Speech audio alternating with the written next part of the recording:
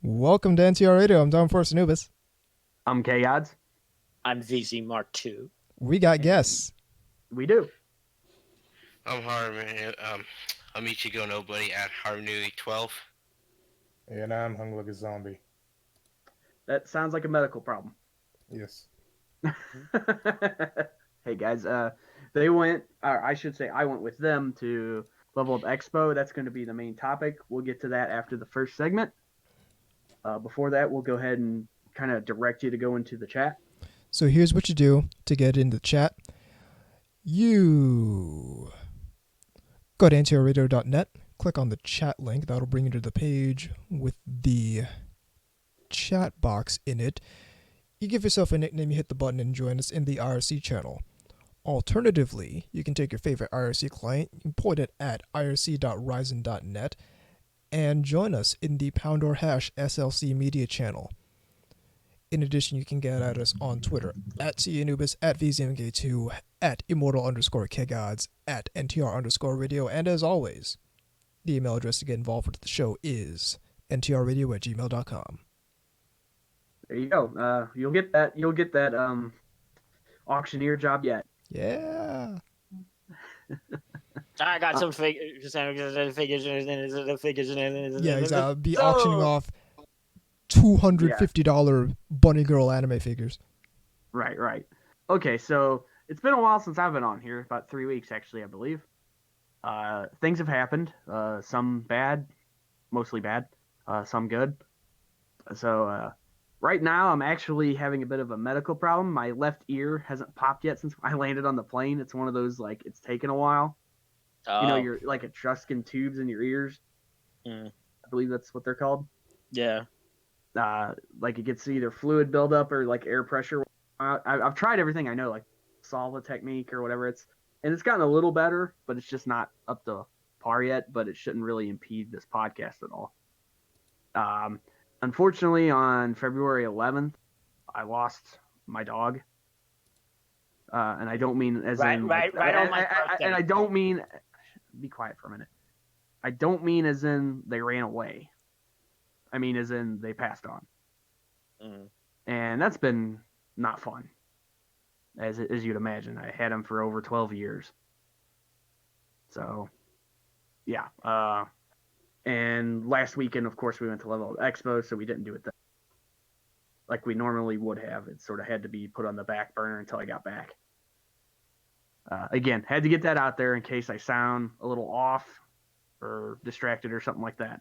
Shouldn't be a problem. I should be fine, but No, you know, man, I feel just- you. I'm just saying that happened right on my birthday. yeah. Not everything's about you, VZ. I didn't mean it like that. I'm kidding. Mhm.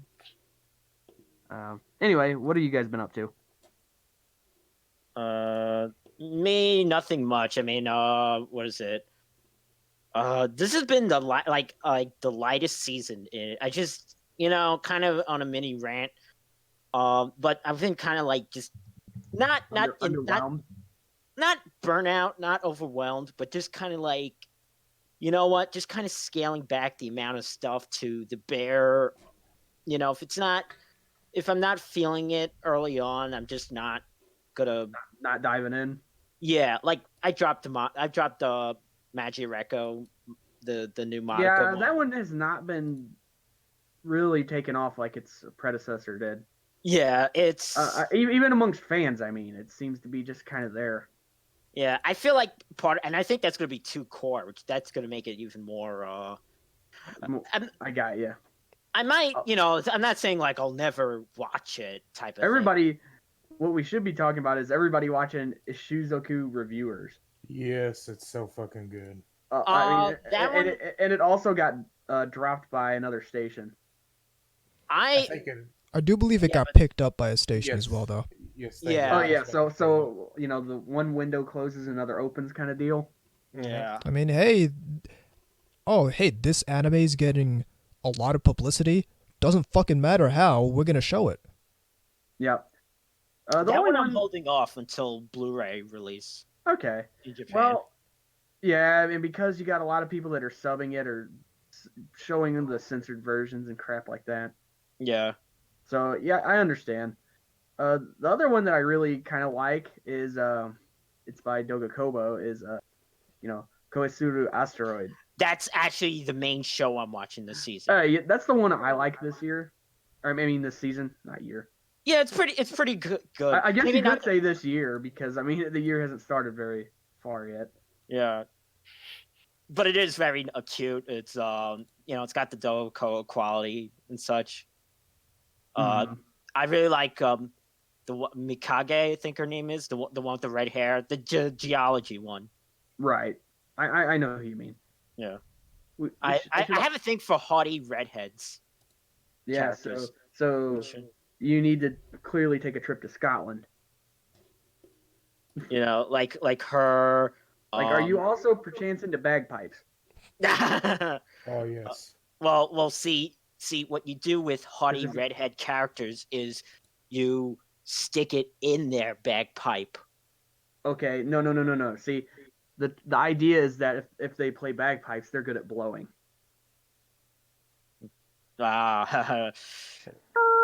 We don't have a bagpipe dropping. Thank goodness. No, Thank but God we don't have a bagpipe dropping. Oh, fuck you, man. I love the bagpipes, man. My beard grows another 10 inches every time I hear one. Listen, we have plenty of offensive drop-ins. We got that one. No, there's worse. What was it? The Vuvuzela? The Vuvuzela. Well, yeah, we're not doing the Remember the Vuvuzela thing that either. they banned it from like fucking numerous like festivals and stuff No, because don't. I hate that fucking instrument. because it Yeah, sounds like so- a swarm. So you understand how I feel about the bagpipes now. Well, no, this sounds like a fucking swarm of bees got loose. Didn't like South Africa make that up as a cultural instrument? Yes, I think so because it's really weird because It's basically a big kazoo. And listen, is. I know about being annoying with kazoos. I specialize in being annoying with kazoos. we should point out that we actually had a few of them because like before we went to the con, I flew into Phoenix to hang out with them because that's where they're from, and we actually went to this local arcade area and played some mini golf and things like that, and we also were playing skee ball and stuff. Got some tickets and got these really piss poor kazoos. Yeah, like at first I asked for rape or rape whistle. I'm like, dude, don't say it like that. I mean, it's funny, but don't, because then they'll be like, what? No, that's exactly what he did. He's like, yeah. Say, Before, sir? like, huh? Like, oh, I should mention they actually had Mortal Kombat arcade cabinets there, but they were censored. Oh. I'm not fucking kidding. The first two had the blood and the finishers removed. I'm like, what is the fucking point of this? It's fuck, That's like, the flagship of the fucking franchise. At that point, just go. Yeah, that's the only thing that franchise has. Is that it was gory and entertaining. Like, and about... At that point, just put in Street Fighter. Yeah, exactly. Well, they had that too. That and also digitized graphics. That was the other draw for me back Yeah, then. And those aged terribly. Like they aged like milk. I mean, let's be real. Like nowadays, every time I see an old Mortal Kombat game, I kind of want to throw up in my mouth because it looks awful. You just kind of smirk. I mean, it has a certain amount of charm to it, but it's like when you watch old FMVs from Final Fantasy VII or something. It's like you can appreciate that it was state of the art at the time. Well, it's like there's actually something impressive about the FF7 cinematics, even nowadays, because it's like, oh wow, this is very impressive at the time, and I mean, it almost looks like Gundam. It almost looks like Gundam Seed CG. Yeah. I mean, I'm ragging on it. I actually like Gundam Seed. I know I'm the only person around here who does, but I'm not gonna defend the crappy CG that pops up here and there. Well, I'll tell you this. I've always thought that I don't know if y'all remember this game, but it's called Primal Rage. Yes, yep. That was the other one. I used to play that in the arcade too. Dude, I love that game so much. The name sounds familiar. Let me look this up because it's a fighting game with the dinosaurs. Yeah, like I always thought that the graphics of that were way better than Mortal Kombat. And made by the same group, Midway. Oh yeah, it was, but I was like, no, man, this shit looks a lot better. Yeah, okay, I remember this one. It had finishers too, like the ape dude just like hiked his leg up and pissed on you, and it was like acid that just burned you. Yeah, the second one technically I don't think ever came out, but so someone got a board here recently within the past like 2 years of it, and they're working on emulating it, and it runs like absolute dog crap. But they're getting it to work though. That's the point. Midway had another one too that came out during the N64 era, and that's the only one it came out on, I believe, called Mace. Was that the one where it was like a 3D like arena fighter and it was Midway too. It had finishers like it would just. Oh, are you thinking of Killer Instinct? No, that was SNES. No, like it was trying to clearly copy off of Mortal Kombat. Well, it wasn't copying. It's the same group. It was Midway, I'm pretty sure. Right, yeah, but yeah, like. But it had the same. It was gory though, like that, and it had like finishers, but they called them like executions or something. Yeah, that, and you can blow off bits of like arms and legs and stuff. Like there was a guy I remember in the thing. His name was like Al Sharid or something like that. Yeah. Or I'm probably getting that wrong, but like he like lobbed your arms off and shit like that. Yeah. Stuff like that. I mean, it was called Mace. Mace. Oh, I never heard that. Wow. It was originally slated to also come out on PlayStation, but it never did. Yeah, that's because the arcade version I think did so poorly. Ooh. Oh, was that the one? Because there was also one called Time Killers. Dude, that's like older than Mortal Kombat, if I'm not mistaken. No, came out after. It looks worse. No, it was 1992. Yeah, so it looked worse. I know that. Well, it wasn't. It wasn't digitized sprites or even Street Fighter level. So no, it wasn't. But like you hacked off limbs and shit like that. Yeah, I remember it looked really bad, but I remember it though. You could be like a knight or the dude with the chainsaw. Yes.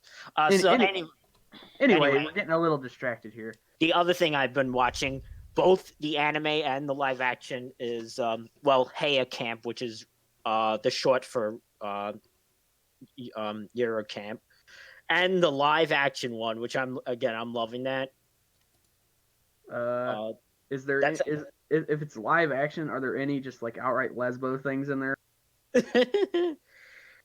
Well, And I'm talking there- the good kind, like late night Cinemax, not like not I think like, if you thinking if that was a live action, not like Yuri, college art class or whatever. that would be if it was a live action Yuri.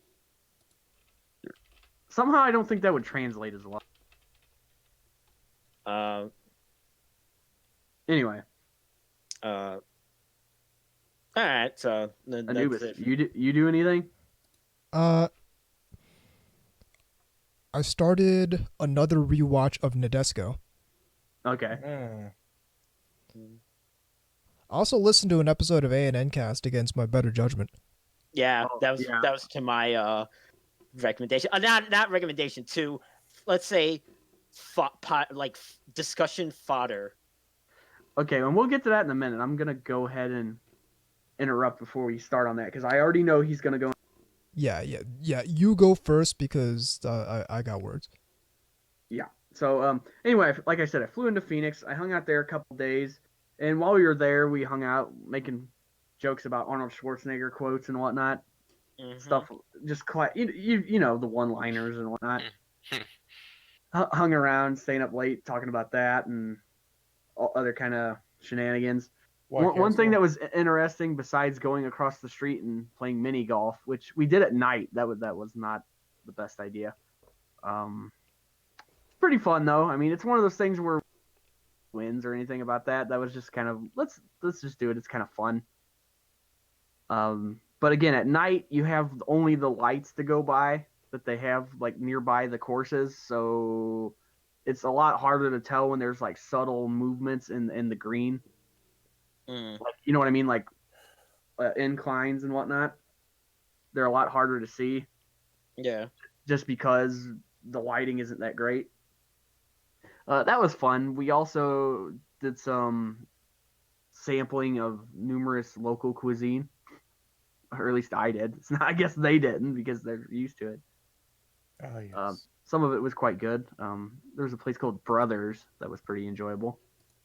Dude, my brother's is dank. Yeah, I wasn't completely familiar with it other than them talking about it. And of course, there's your Whataburgers and stuff like that. We don't have those around here. Oh, yeah. I mean, they're So great, too. obviously had to show up there with the spicy ketchup and all that good stuff. Again, not to turn this into the food channel. Man, I it'd mean, it'd be like the episode of South Park where Randy gets off on the cooking channel. we should mention that. That's a thing that seems to always happen to us at cons. We end up watching South Park. Mm-hmm. We always end up sort of like, okay, it's as is tradition, South Park. It's always on the weekends, it seems like, and they're marathoning it, and we always end up catching it. That and the Hangover movie, or a derivative of it, usually pops up too, for some reason. Don't know why. But what we ended up doing was Level Up Expo was in Vegas. So we ended up, after I flew in, a couple days later, we actually left real early, like 2 a.m, and drove up there. It's like about a 5-hour drive or so. And we should point out that the weather, like, it was almost 70 degrees in Phoenix when we left. Jesus. By the time we got to the midway point, which was what was that called? Kingdom? No, like it's called Kingman. Kingman. Okay, thank you. And like it had dropped almost 35 degrees by that point. Well, I know, it woke me up. Because we had the windows down, fresh air and all that, and all of a sudden, god damn, it's getting fucking freezing in here. Yeah. Like you're starting to see like flakes of snow and shit like that. So it's like, okay, time to roll up the windows. No, yeah, man, it got freezing cold. But on the way there, we were just listening to like various musical tracks from various openings and endings and things like that. Oh, and also some Lonely Island and whatnot. That's pretty fun. Yep. For those of you out there who don't know who they are, they're the one song "I'm on a Boat." and yeah, exactly. It's silly shit, but it was fun. We got there real early, and we'll talk a little bit later. I think we'll leave off there because to talk about other stuff kind of dovetails into the con better. Mm-hmm. So I think going too much further than that is A, unnecessary, and B, would sort of screw up the flow. So, all right. So you heard, was it the latest one? A&M? I believe so. Okay. I look forward to the horrors that await us. So go ahead and lay it on me. So number one is I didn't listen to the whole thing because who would? Did you No, bail out I after a certain point? And like, nope. No, I just told them to go to this part of the show. Just this part when they talk about. Yeah. So I listened to about half an hour of it. Half an hour too long, I'm sure. So the context is they were talking about the person who got like I guess the Anime Awards equivalent of the Lifetime Achievement Award. And it was an individual in the anime industry who had previously made jokes about people being worked to death in the anime industry. And so they were talking, which I find weird that that's the person who won that award, but that's beside the point. They were talking about that paradigm of people being worked to death in the anime industry and how we're going to go about changing that. And unsurprisingly, it's the same shit you hear from other people who don't have an understanding about how the business aspect of this stuff works. Or more so who just fundamentally have a weird grudge against the fact that this is a heavily business focused industry. Oh, you mean that like money is involved? Yeah, exactly. Basically capitalism. Yeah, and pretty much. Yeah, that's basically exactly it. Is the poor artists, how are we gonna change the system so maybe eating bugs that for some reason all the people who invested in the thing get less money for some reason, and we funnel more money of that to the artists. Let me guess. Which is fine if you're not interested in helping the artists, because that's what's going to happen. Is this is the same shit we talked about a while ago with the stupid argument of, well, maybe if they made less anime, that would be better for all the artists and whatnot. Let me guess. Because we're dealing with incredibly thick people who can't understand what second and third order effects are, then yeah, sure. If you don't have an understanding of how systems work, of course you think that's going to help. But here, what really happens is if we make less anime, which first of all, how are you going to mandate that? But that's beside the point. Let me guess. What's about to follow is some serious smooth brain shit. It's the same stupid shit that we have to deal with every time we have people who have just a weird grudge against the fact that this is a business thing. So Mother's Basement.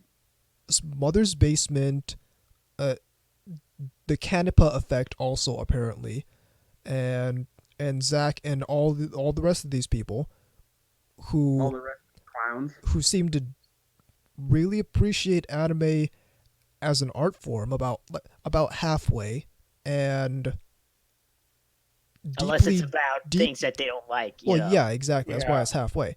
But deeply resent the fact that this is a business and these things are created to try and make money, and which is of course bad.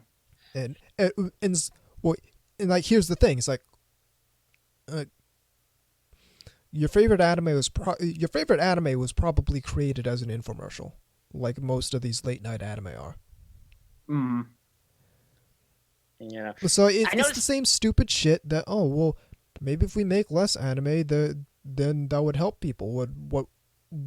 What really happens is Less jobs. If you make less anime, or if you mandate that less anime be made, then you're not going to have as many people investing in this thing, in anime being created, and you're going to mysteriously start seeing studios lose animators. You're going to mysteriously start seeing animators getting laid off. You're going to mysteriously start seeing studios closing down and new ones not popping up to replace them. And you're going to mysteriously start seeing this industry shrink substantially, and it's not really going to help. It's not really going to help anyone, least of all the people who get laid off and who have to look for new jobs elsewhere. And it's probably not even going to really help out the people who are remaining, because you're not helping the studios gain more money, because that's what really that's the real problem, and why you never hear any of these people talk about studios needing to make more money on their own, because that's a business thing, and you need to understand business, and you need to embrace business in order to even have that idea. But Anubis, anime would survive the death of capitalism. Jeff told me so. It's what a fucking idiot. These aren't smart people. No, like they have no idea what they're talking about. They think they're very smart, and this goes back to, is something I tweeted out like yesterday or the day before. It's like, being highly political doesn't mean you're smart. No, it actually you actually might be a little bit dumber than people who aren't highly political if you're highly political. That's what I feel like, because especially if you're bringing that into a subculture that are inherently not. You think you're really smart, but you're bringing some shit that's not involved, not it's needed. That the personal is political bullshit. And that's what that is. Well, I feel like it goes even deeper than that, because it's not. There's an element of, okay, we can talk about the politics that certain anime are talking about in their themes and their storyline. That there's that, but there's these people who, like, they use their politics as a substitute for a personality. Yes. And it's like, can anything not be about politics?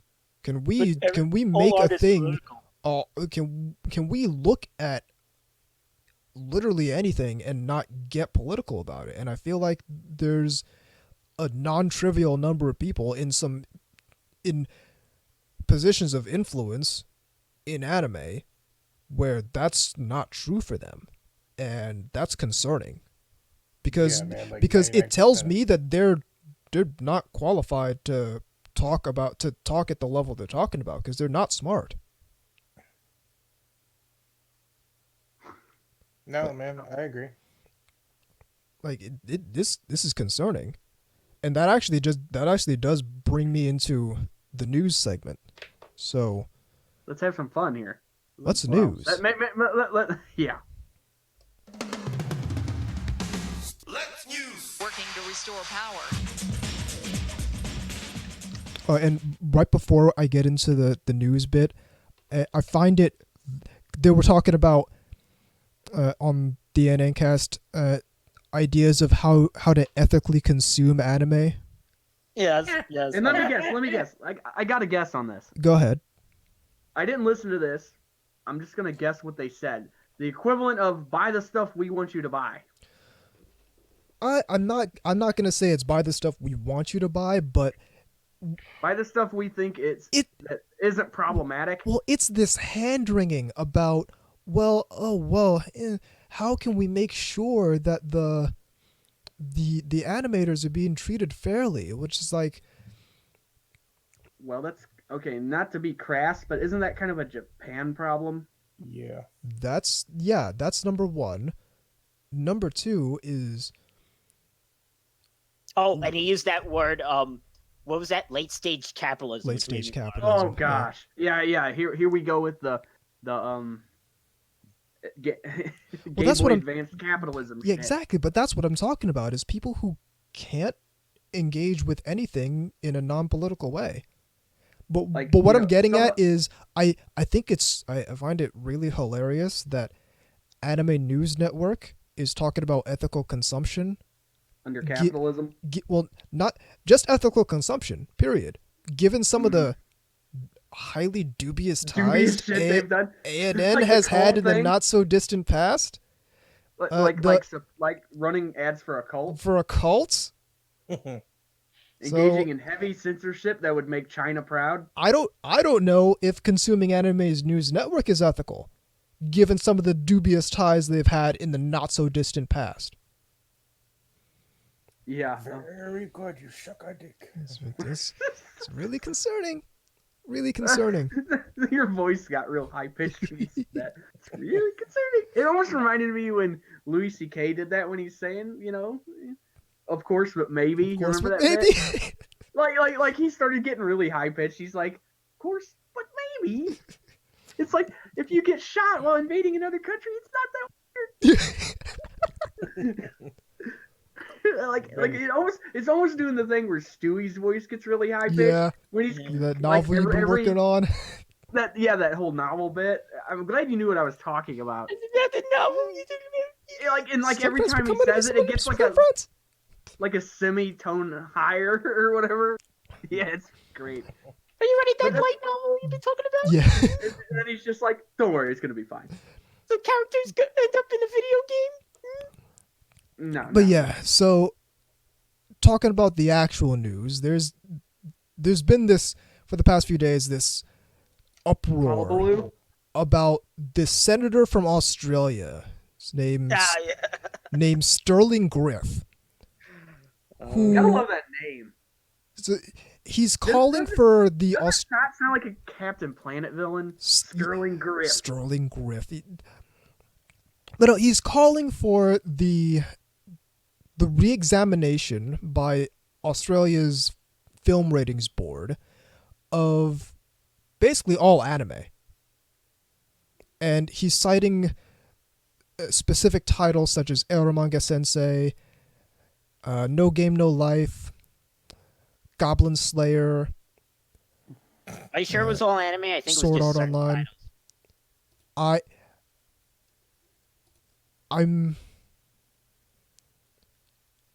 I think like the bus he was example. using certain titles as examples to call for a review of all anime. Okay. So and he's talking. He wants all anime to be re-examined because some shows have depictions of quote child exploitation unquote. Quote this, Mr. Griff. It's not real. Well, I mean, to be fair, we're also talking about the nation that bans porn of flat-chested women, grown women, who just have flat chests because That are like A cups or whatever. Yeah. A cups not allowed. yeah, because We might confuse you with a marsupial. so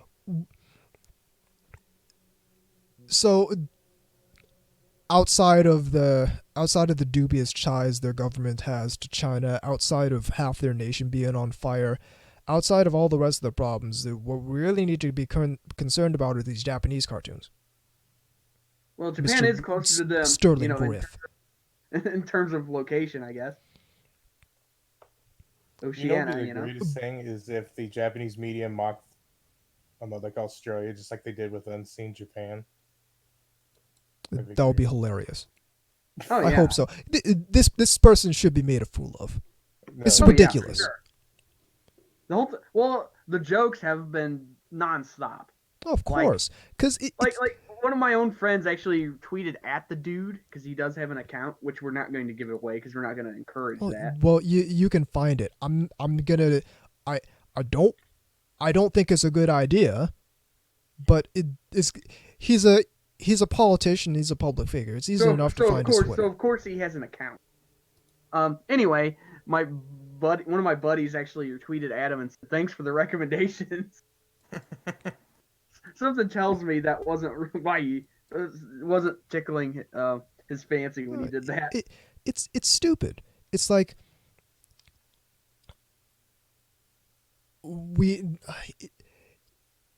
it strikes me as this dude really wants to grandstand about something.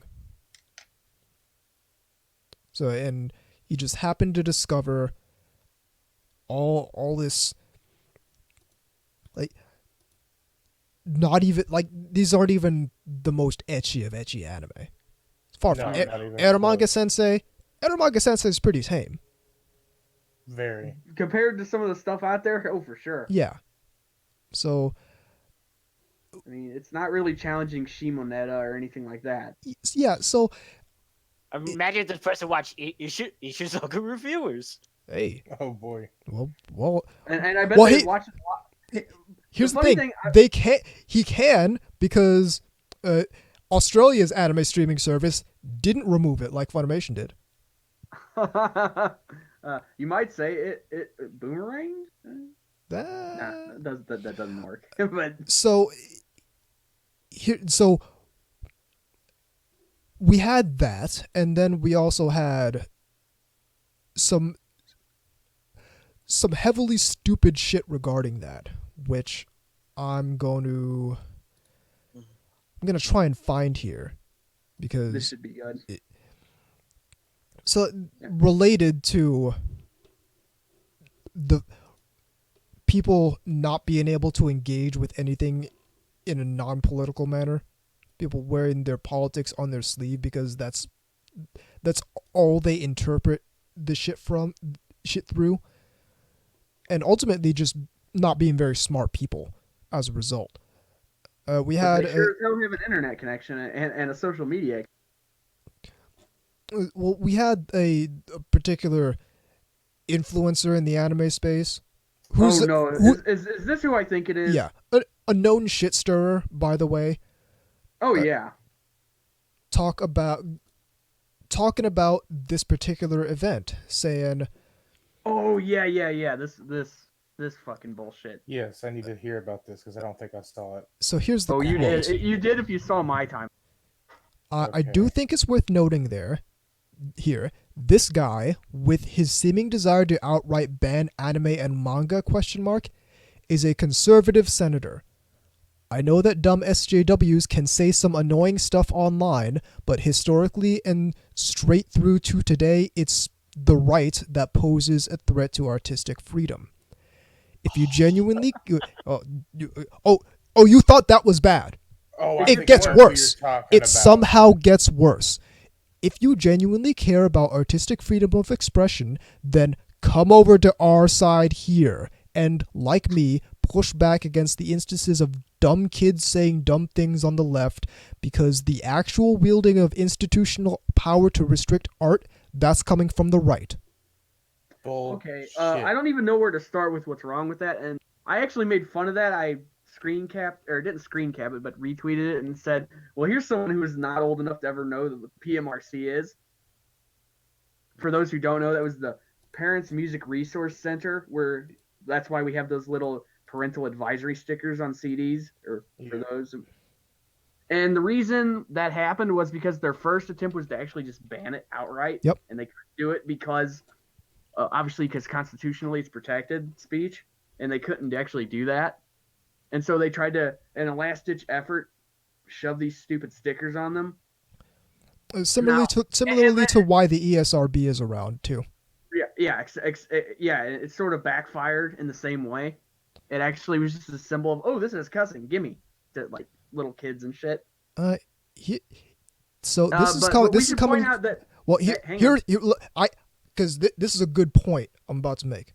This is coming from, so to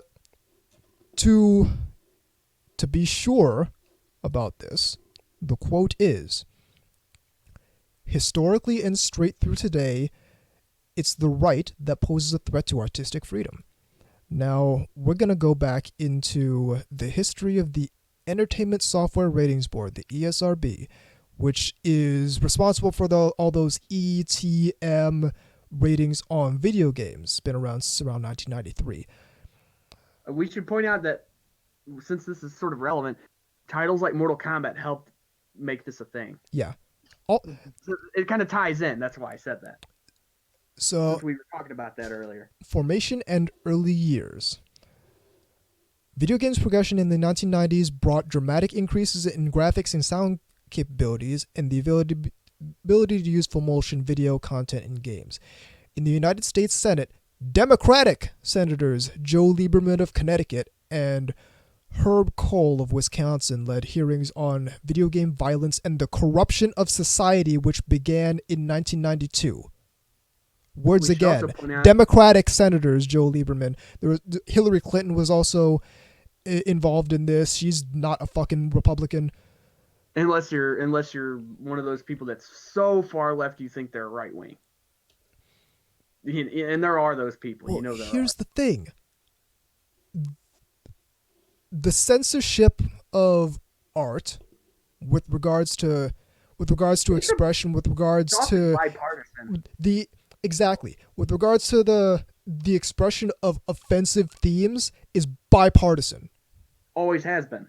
And I can prove this. To go back just even further, the PMRC was spearheaded by Tipper Gore, who is, surprise, surprise, the spouse of Al Gore, Yep. who is a Democrat. And again, that was bipartisan. They had people on both sides of the aisle spearheading this shit. It was an attempt basically to censor music. Again, at first, people would say like, "Oh, they just put stickers on," but that wasn't what they were trying to do. They were trying to get stores to basically ban this stuff stop them from carrying it. Yeah. That was a ditch effort after they actually failed to do that. And I know this because I studied this pretty intently. I mean, it happened when I was really young, but I mean, there's the stuff's out there, the videos, the deliberations in the actual, courtrooms and stuff. And people like Frank Zappa and stuff were a big part of it. Even John Denver, of all people. Dee Snider from Twisted Sister, and just a bunch of stuff. They actually had these people come in there, and they tried, and in some cases, such as Dee Snider, because of the way he looks, they tried to basically rake him over the coals, and thought he was just a dirtbag idiot. And a lot of these people were actually a lot more eloquent than they would appear, and pretty much lit him on fire in court. It's all there if you want to check it out. It's actually pretty entertaining. It's sad that we don't have people like that anymore that seem to really go to bat for freedom of expression in that way. In fact, a lot of those kind of people now actually seem to be in opposition to it because it hurts their fees or some shit. Yeah, the entertainment industry has gotten kind of like the opposite way now. Yeah, exactly. You don't see a lot, and the ones you do are usually not like high profile. Yeah. Well, that's because they have China on their. Yeah, well, that is the difference. We have become considerably more. This might be kind of similar. I don't know if you saw here on Twitter here, but for the past few days there was a joke going around that Japanese Twitter really liked or whatever. It was pretty much like, oh, like, you want to play this game? Well, the rules are too hard or whatever, so let's change it. No. Oh yeah, I saw that, the little thing passing around. But no, yeah, man, like, the Japanese people were always like, yeah, man, like, these people are over here too, and we've been fighting them as well.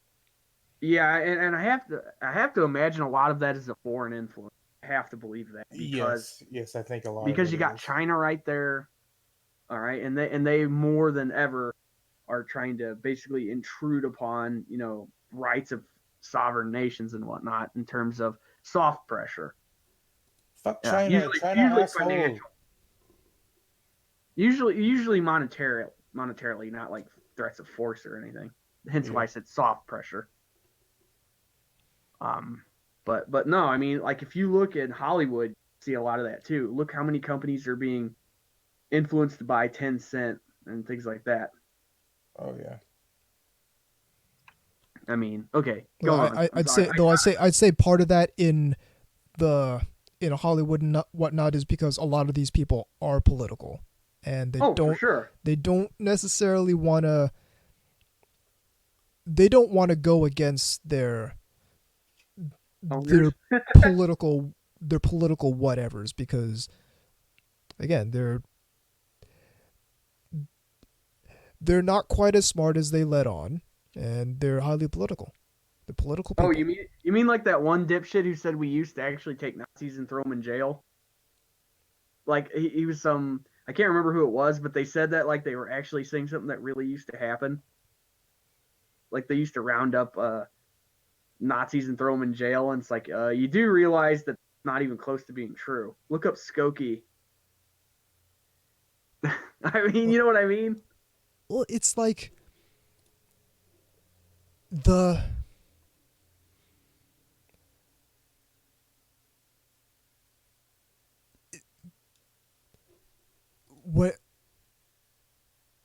it's frustrating. It's frustrating when I see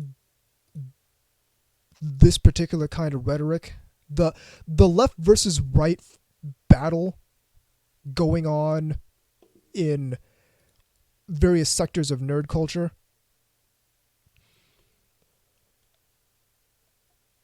Man, I agree. For years, for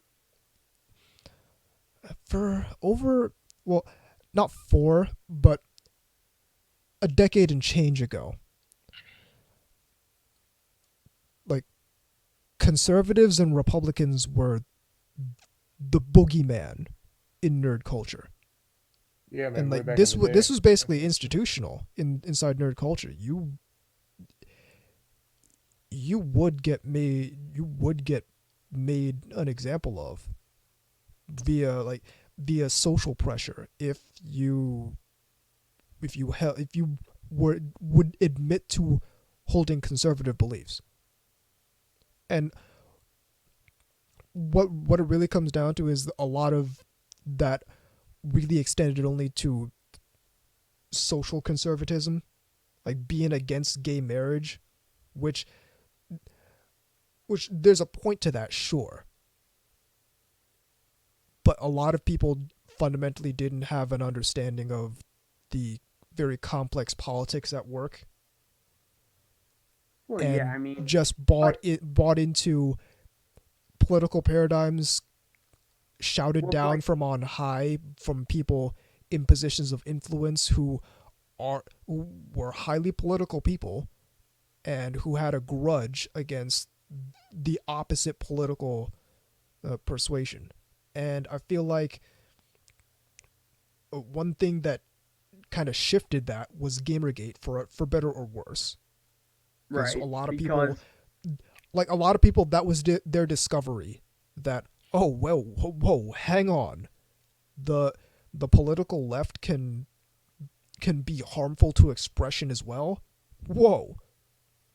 which people who've been in the trenches for a long time knew this was true. Well, people who've been in the trenches for a long time understand that in these subcultures, you really don't have political allies. No. Especially anime. You I mean, there's elements where, okay, you're okay, so like tabletop gaming is one of the more recent infections. well, Oh, dude, man, like you can't save it. It's so heavily Politicized. entrenched in the political left, has been for a long time, and that's something that it's not necessarily intrinsic to that subculture, but there are elements where if you're gonna have politics in that subculture, it's gonna be left politics. Right. It's not like the military where it tends to be the other way. Well, just by nature of what you're doing. Mm-hmm. But as far as anime goes, you can come up with ways anime is deeply offensive to any political ideology. Pick one. Pick one. You're going to find a way that in which anime is so deeply offensive that if you're going to approach it from that political frame of mind, you're going to have to change anime in order to keep it on that, in order to keep it congruent with whatever politics you're approaching it from, which is why it's wrong to approach the anime subculture from a political paradigm. Doesn't help, only hurts. Anubis, check this out. One thing I've noticed is if you look at, like, we'll just use like celebrities, okay, from anything, Hollywood, any sector of the entertainment industry, really, okay. If they're really tight-lipped about their politics or just choose not to discuss it, I can almost guarantee you they're probably more right-leaning. Well, certainly, but that's the reason for that is because that subculture is so deeply entrenched in left politics. Oh yeah, man, it's bad, man, especially with Western industries over here. I mean, there's a reason some of these people don't talk about it. Rather keep their fan base or their opportunities available to them, rather than have to actually stand up to these what really could be considered sort of bullies. Yep. And that's the problem, is that part of the problem in the anime subculture is that we do have a lot of highly political bullies in positions of influence that not only do not see themselves as that, and I'm gonna tell you what, they're not on the right. Oh, no, hell no. The closest... Name me an opinion leader.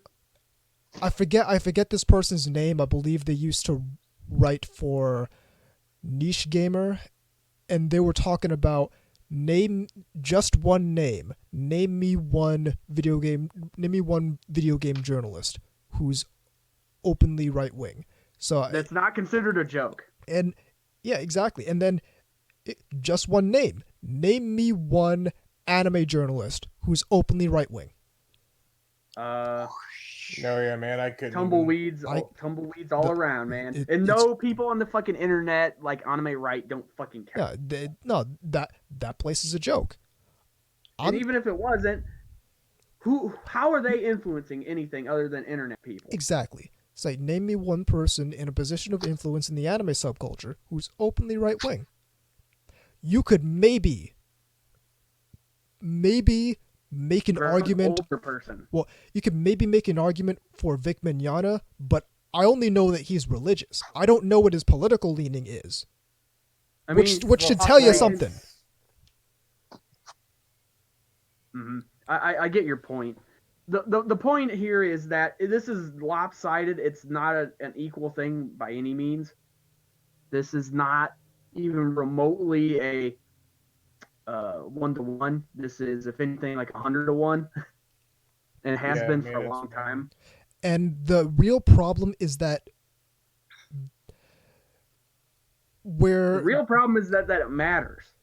Well, the real problem is that they've made it have to be a thing. Well, it's that, but the underlying problem of that is we're a subculture that's a secondary element. We don't produce this shit over here. Yeah, so exactly.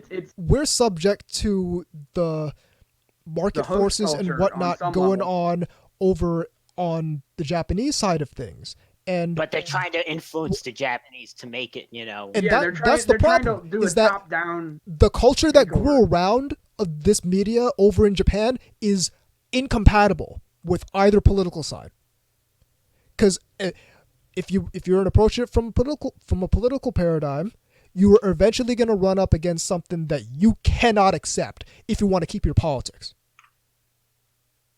Which is the entire point I'm going on in the Ryashike article I wrote a while back. Anime fan otaku have no political allies. None. Because you're eventually gonna run into something that you have to change about anime in order to keep your politics. So you're best served keeping politics out of it. But here's the problem: is that you have a bunch of people who use politics as a substitute for a personality, and they approach everything from a political standpoint, even when it's highly inappropriate to do so. They get that from their and they then get that from their colleges, because a lot of these people I noticed are kind of film school graduates. well, basically, I don't give a fuck where they get it from. That's not really the point. It doesn't Yeah, man, compute. it shouldn't. It's yeah, not. Exactly. It's not something. It's not appropriate. Although you would have And to I'm admit, going it's something I'm going to battle against all the time. I don't give a fuck, left or right, doesn't matter. It's not appropriate. It doesn't matter. And if you try to make it matter to me, you're gonna see me upset, and you're gonna see me push back against that in a way that I haven't pushed back against a lot of things. So I used to get very upset during the Moe debate and all that. The encroachment of politics in anime is so much more damaging than anything that went on in the Moe debate, because it implies constructing a power structure around something that doesn't need a power structure. Like what is going on in the Japanese cartoons subculture where we need a power structure built up around it, other than some people who are too dumb to engage with a medium, or engage with a subculture outside of a political paradigm. They're too dumb to do that, but they still want their ego stroked. They still want to be self-aggrandized. They want to be up at the top of a power structure without having to do any work or provide any value for anybody. So they start trying to construct a power structure based on the only thing they can interact with, which is their politics. Which is the same reason the gaming world had the same problem, because it's the same idea. These people want clout for basically doing nothing. Yep. But writing shitty clickbait articles and basically irritating people and trying to get them to click on it. Well, it's Which like is funny. They would say that Moe is right wing. Moe stuff is right wing because it's like that's the problem. That you get people who can't interact with the shit on any other paradigm. So when they look at Task Force MOE, they see, oh, this guy must be right wing and white, but right wing because he's that was funny. Because he's talking about for newbies, you should talk about it. Because people who aren't like regular listeners want funny. So for the uninitiated, I'm not a white dude. No, I'm not. Clearly. they thought you were. and the funny thing is the reason they thought he was opinion. Yeah, so I'm not white, but my anime opinions sure are. So which is funny. On the internet, I'm a white dude, even though I'm really not. But that when they saw Task Force MOE, they saw, oh, okay, this guy obviously likes the military, likes guns, and likes anime girls in, I guess, a more traditional female role. So I must be right wing then. Because we're people and white, but because we're people who can't interact with anything any deeper than politics. Watching people backpedal on that was funny though. Yeah, it was fucking hilarious. It's fucking hilarious. When that holy shit! Like no braking system on that bike. It's like, oh, whoa, wait a second. I'm the racist? Oh, wait, I just presumed someone's skin color because of their anime opinions?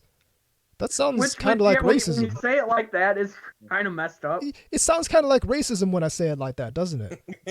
Yeah. It sounds kind of like the people who are so concerned about people of color in the anime community thought that the guy who ran Task Force MOE was a white guy because he had opinions on anime that are that, and what really comes down to is that my anime opinions are different from theirs, so I must be white.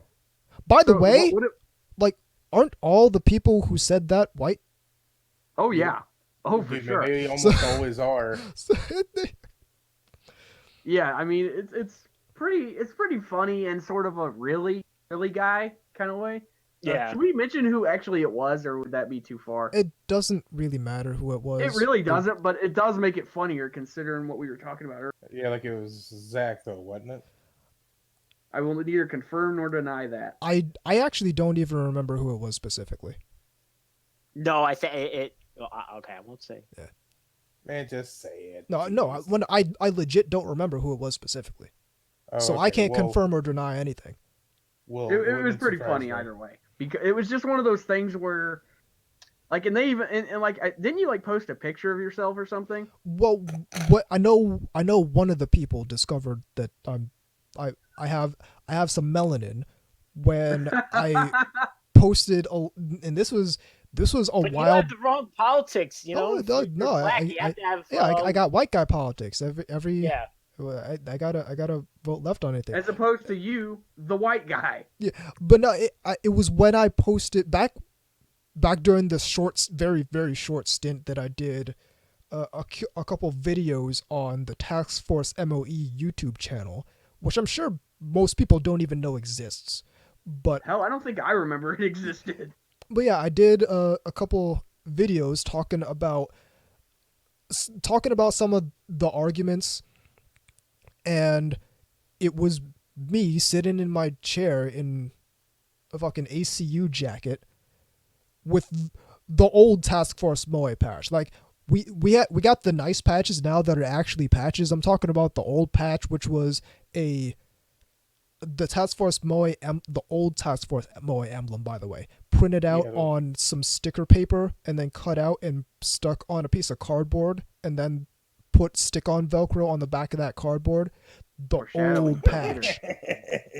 And some foreshadowing for later. Cardboard and whatnot. But yeah, so I was doing those videos of myself, and surprise, surprise, I'm not a white dude. Yeah, like I was gonna say, I remember you doing a review of like a Strike Witches figure and stuff like that. Yeah, so it kind of gets more racist because I know I don't talk like a stereotypical black person. So here's the thing: is that not all black people talk in a certain way, and if you're gonna assume that someone is white just because they don't speak in the stereotypical black way, that's kind of racist as well.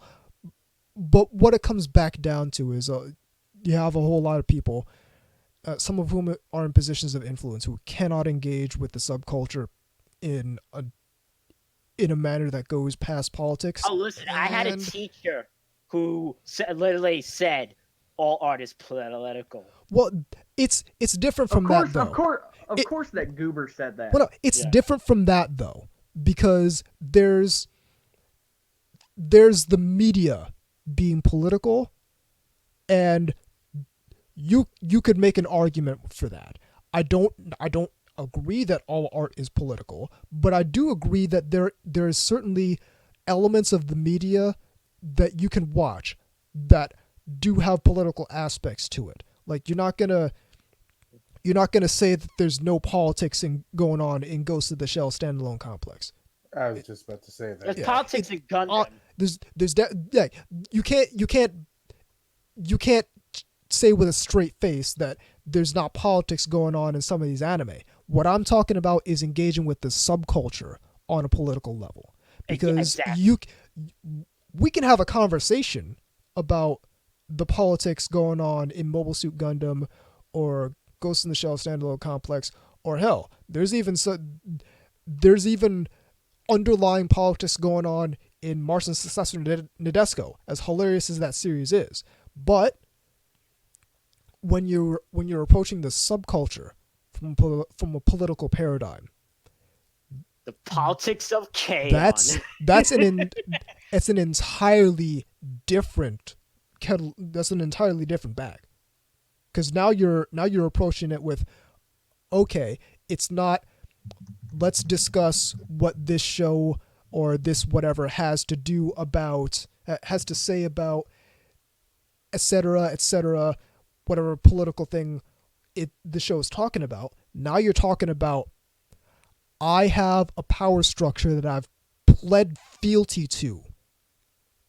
And Now I must impose that upon this subculture that I'm entering. And coincidentally, they're at the top of it. And looking down. Incidentally, these are people who you got people who agree with that perspective at very high levels of this subculture, and it's gonna be a lot easier for you to reach positions of influence if you toe that line. So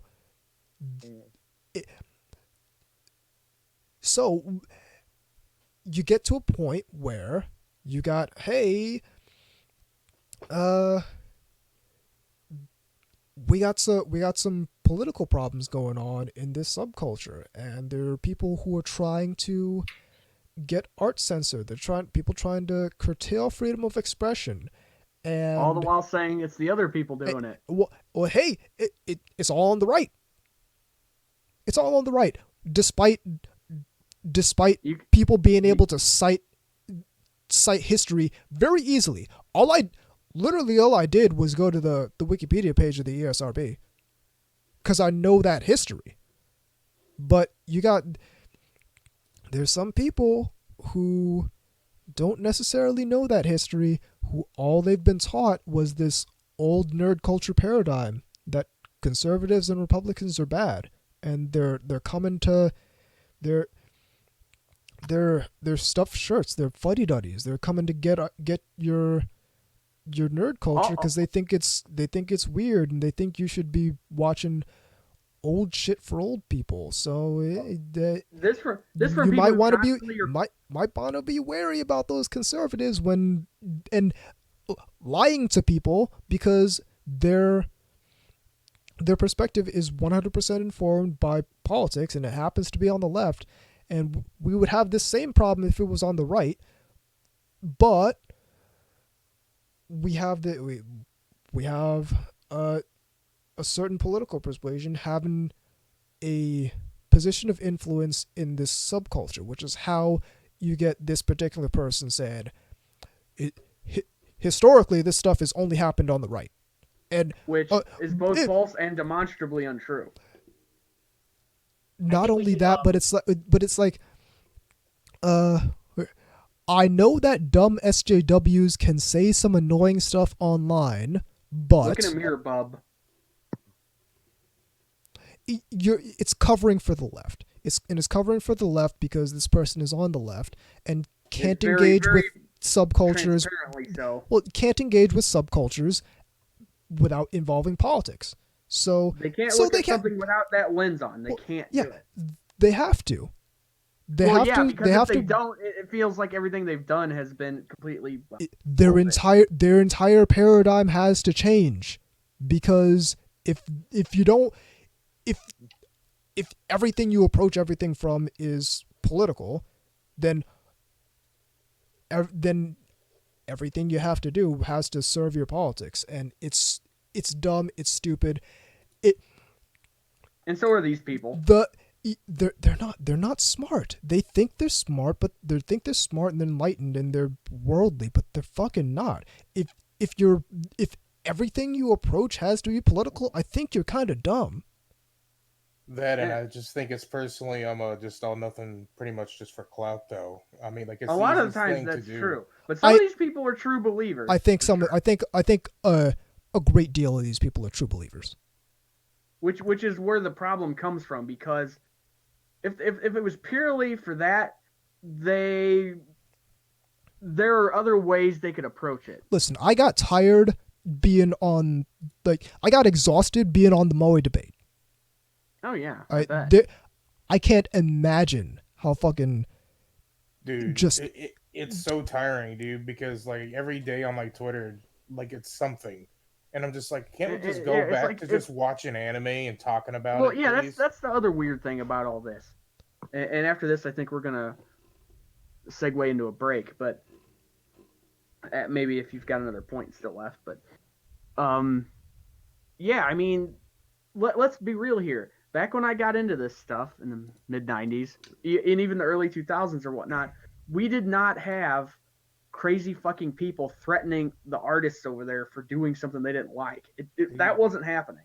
Exactly. It just wasn't. Like, there wasn't some random fucking live journal kitty screeching about like some lewd art of My Hero Academia. It's almost as though when you have a cast of people who are at a level of influence who all share a set of particular political persuasions and preferences for media, like, just like you can't name me one prominent anime journalist who leans right, you can't name me one prominent anime journalist who is an open ecchi fan. Not But really, No, it seems like when you have that for a decade plus, going on 2 decades now, you end up with a background radiation in the subculture that ultimately culminates in when you have those people decrying certain anime as evil and decrying certain forms of expression in this medium as evil, you end up getting some wild young people who came up in this fandom with that background radiation and now see certain things as evil because for quite a few years it's been repeated over and over in the subculture, and it's not surprising when that happens. And here's the thing: we got this right-wing person down in Australia who's just openly trying to get anime banned, and so we can get that idea that people on the right are trying to threaten your artistic freedom and freedom of expression, as opposed to Reset Era. Well, here's the thing. I mean, go on there. You can see them making the same points the dude is making. Well, here's the thing about this in anime, is that you got this right-wing guy straight up just saying this stuff is offensive. We need to reevaluate it. It's child exploitation. Blah blah blah blah blah. All the people on the left in positions of influence do the same thing, but it's over the course of a long period of time, and by the time we notice it, it's become such a microwave hum in the subculture that it becomes very, very difficult to fight against, because when you say that happened, people don't believe you. Well, and that's the issue. Let's be really honest here, though. They also can't say the same thing in response without looking like massive hypocrites. Yep. Because if they went on board to say, yeah, I agree with that, dude, it's not gonna compute with the kind of shit they're shoveling. Well, here's the thing: they don't need to. They don't need to do that because they've done it slowly and steadily over the past 20 years. So as a result, when I talk about how this shit is 20 years old, people don't believe me. And if I were to come at this person and say, well, really, the side you're saying that everyone should come join has been doing this for the past 20 years. It's been doing the exact same thing as this Australian dude's trying to do, but you've done it over the past 20 years. You can't. It sounds like a conspiracy theory. But what if you drop all the proof that that's actually true? It'd take me hours, potentially days, to go all the way back and drop it. I could, Right, but it's I so know what you mean. it's so it's such people an want- inside thing. It's such an insidious. It's such a little. It's like termites, just scurrying like- their way through the subculture, poking holes in it, and then we wonder why the fucking thing collapsed. Oh, because no. for the past 20 years, people have been chipping away, doing damage at this thing, and how come we've got all these people calling people heinous thing over some shit that 5 years ago wouldn't have been an issue? Oh, maybe it's the fact that we've had people in positions of pretty significant influence saying the same shit this Australian senator has been saying, but the difference is it's not a soundbite. It's not exactly. It's not a soundbite, and so it takes time to explain that. So a time that they won't allow you to have. Well, for one. if you try to explain it, they don't immediately believe you because again, it's not the same thing as the Australian senators doing. No, they want it in a pint-sized. Bam, give it to me, and it just doesn't work like that because that's not the way it was dished out. No, yeah, man, I agree. And to cap this off, this is by design. Make no mistake. Oh yeah, it's a tactic. It absolutely is, and it's not a new tactic. It's not. It's actually a pretty old tactic. It just happens to fucking work. Well, the thing that I think is that I believe it 100% because I noticed stuff a little bit around like 2011 or so. Oh, and this stuff like that. kind of bullshit was already starting. Oh yeah, I know, but like since I was younger, I didn't pay like a whole lot of attention to it, and then once Gamergate came out, like it gave it a face in a way. Yeah, like that happened, and then around like 2015 or so is when. Because then you started seeing all these people. There was a bottom line that was being pushed, and like from the top on down.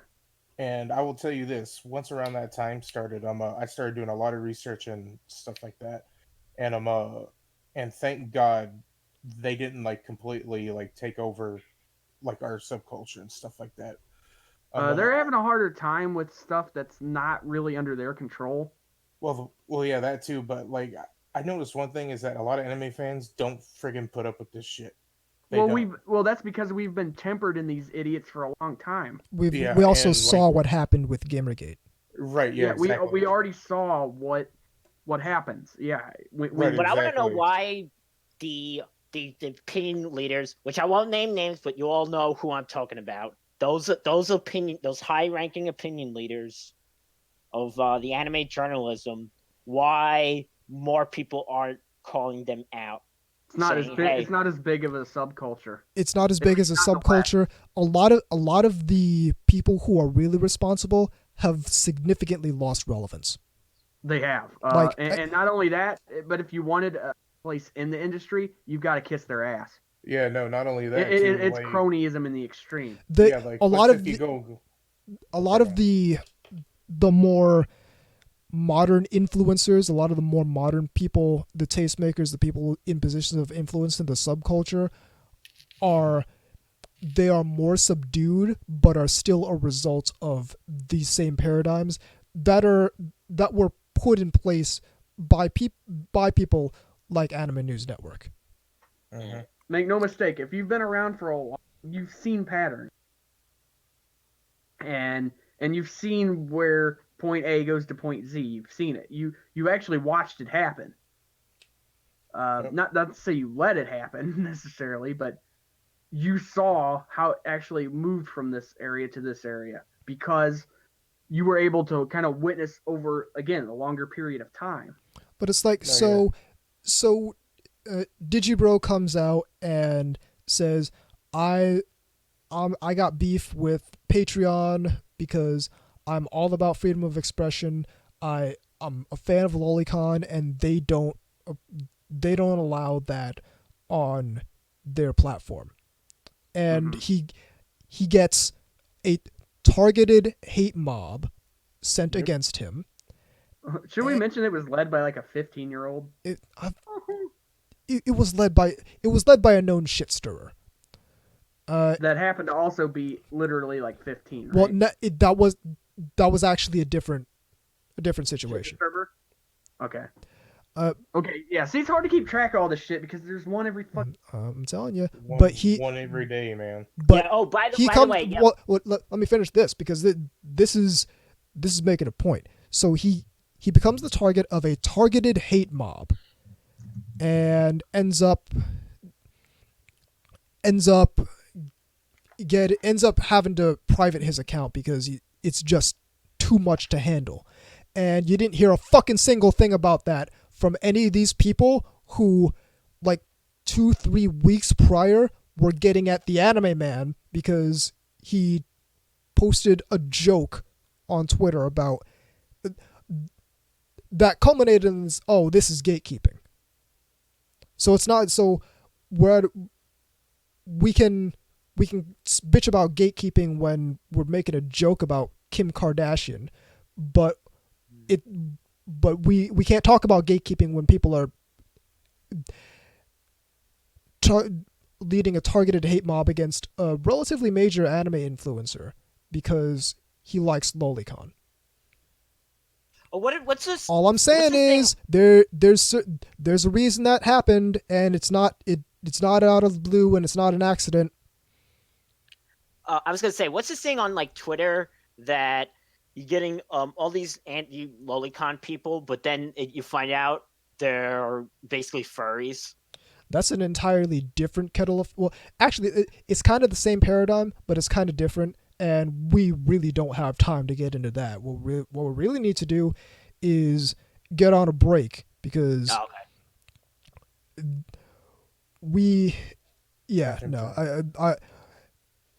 it's some stupid shit.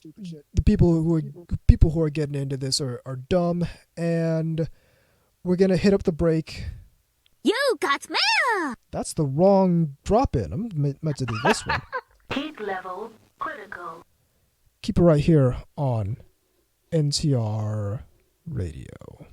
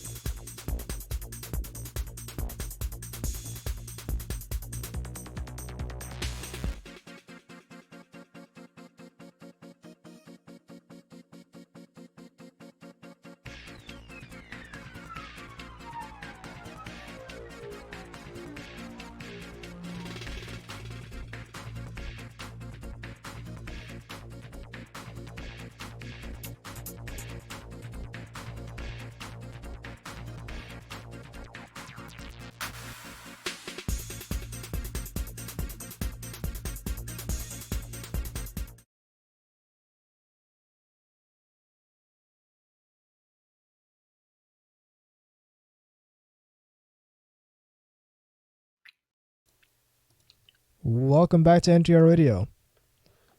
Okay, time to get back to the main event here, the Level Up Expo adventure. Yes. So we enter Vegas, and the first thing we got to do, of course, mainly is put away our stuff and get accommodated to the hotel. I mean, that's just really how usually these things work. You want to get your stuff put away so you can kind of go outside and do other stuff. And you don't have your baggage weighing you down. Did we mention we stayed at Trump Tower? Yeah, boy. Oh man, it was great. Okay. I don't have any Trump drop-ins. I have an Obama drop-in, which would be hilarious in context, but no. Okay. So wait a minute. I should mention this. Okay. I landed in Phoenix on the 19th, right? Yeah. Mm-hmm. He was there for a Yes, rally. It was. Man, Air Force One was at the airport. I saw it when we were boy. touching down, and I was like, Yeah. "Holy shit! I've never seen it in person." No, yeah, You know, like we I had actually a got stupid- I stopped had a on the stupid freeway, moment like that. and we saw his motorcade go into the actual, they were going to where the fair like arena is, and we Damn. got stopped and we saw his motorcade and Mercifully, everything. we went the other way when we left the airport. Yeah, Otherwise, that'd have been a clusterfuck. But hold on to your hats, kids. We ended up there in the 21st, a couple days later, at Trump Tower, which apparently he had showed up the day before for a surprise rally that day. oh boy. Needless to say, it was a complete clusterfuck. Bomb-sniffing dogs everywhere. Police, Secret Service everywhere. No, yeah, They because Mm-hmm. also had like a turret and shit spinning around. yeah, dude, it was nuts. It was fucking crazy. But it gets better because we're checking in, right? And of course, security is stupid, of course. I mean, there's a lot of reasons it was. And when we were all sitting there waiting to kind of do our thing, we're all sitting there with that fucking sign we made. Okay, because we got to take it up there with us, and they probably thought it was some sort of protest thing or something. So they're all asking to see it and shit. And it was great because they all had a great sense. They didn't understand what it was about, but they thought it was funny anyway. Well, like they asked me, like, who? Oh is yeah, they this did. Melody? A few of them did ask.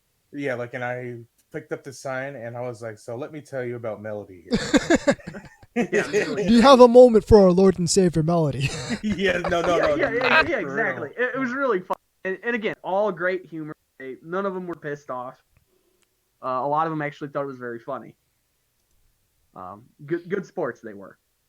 Of course, then we had to go through metal detectors and security, almost like the airport, to actually even get into our rooms. I should mention there, almost everything is gold. Yes. Everything, including the bathrooms. Like the sinks and everything in the bathroom, gold. The rooms aren't like that, but everywhere else, yeah. As Dude, man, the expected of rooms are Trump dang, Tower. dude. Yeah, oh, and we should mention that they had the thing where they have the revolving door. Like the intro. I mean, not all of them are like that, but you can get in like the spinning doors. Right. And also all the things that you just open are shaped in the form of a T. Like, like move almost like an Allen wrench on each side. Fucking Anyway. get you, gentlemen, get you a girl who loves you the way Trump loves himself. Yeah. No shit.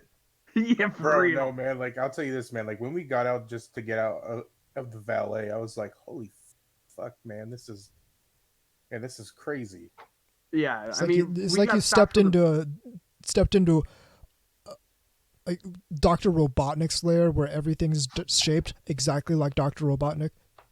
Sort Dude, of. man. Well, anyway, we should point out that a couple things here.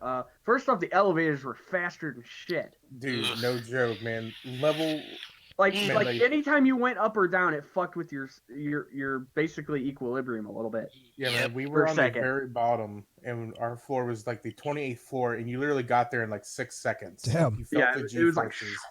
like it took off. We kept making Wonkavator jokes because like the ceiling had the mirrors on them, and it's like this is gonna bust out of the top, isn't it? And the one thing too is that, man, there was a lot of fine ass women there too, dude. Holy shit.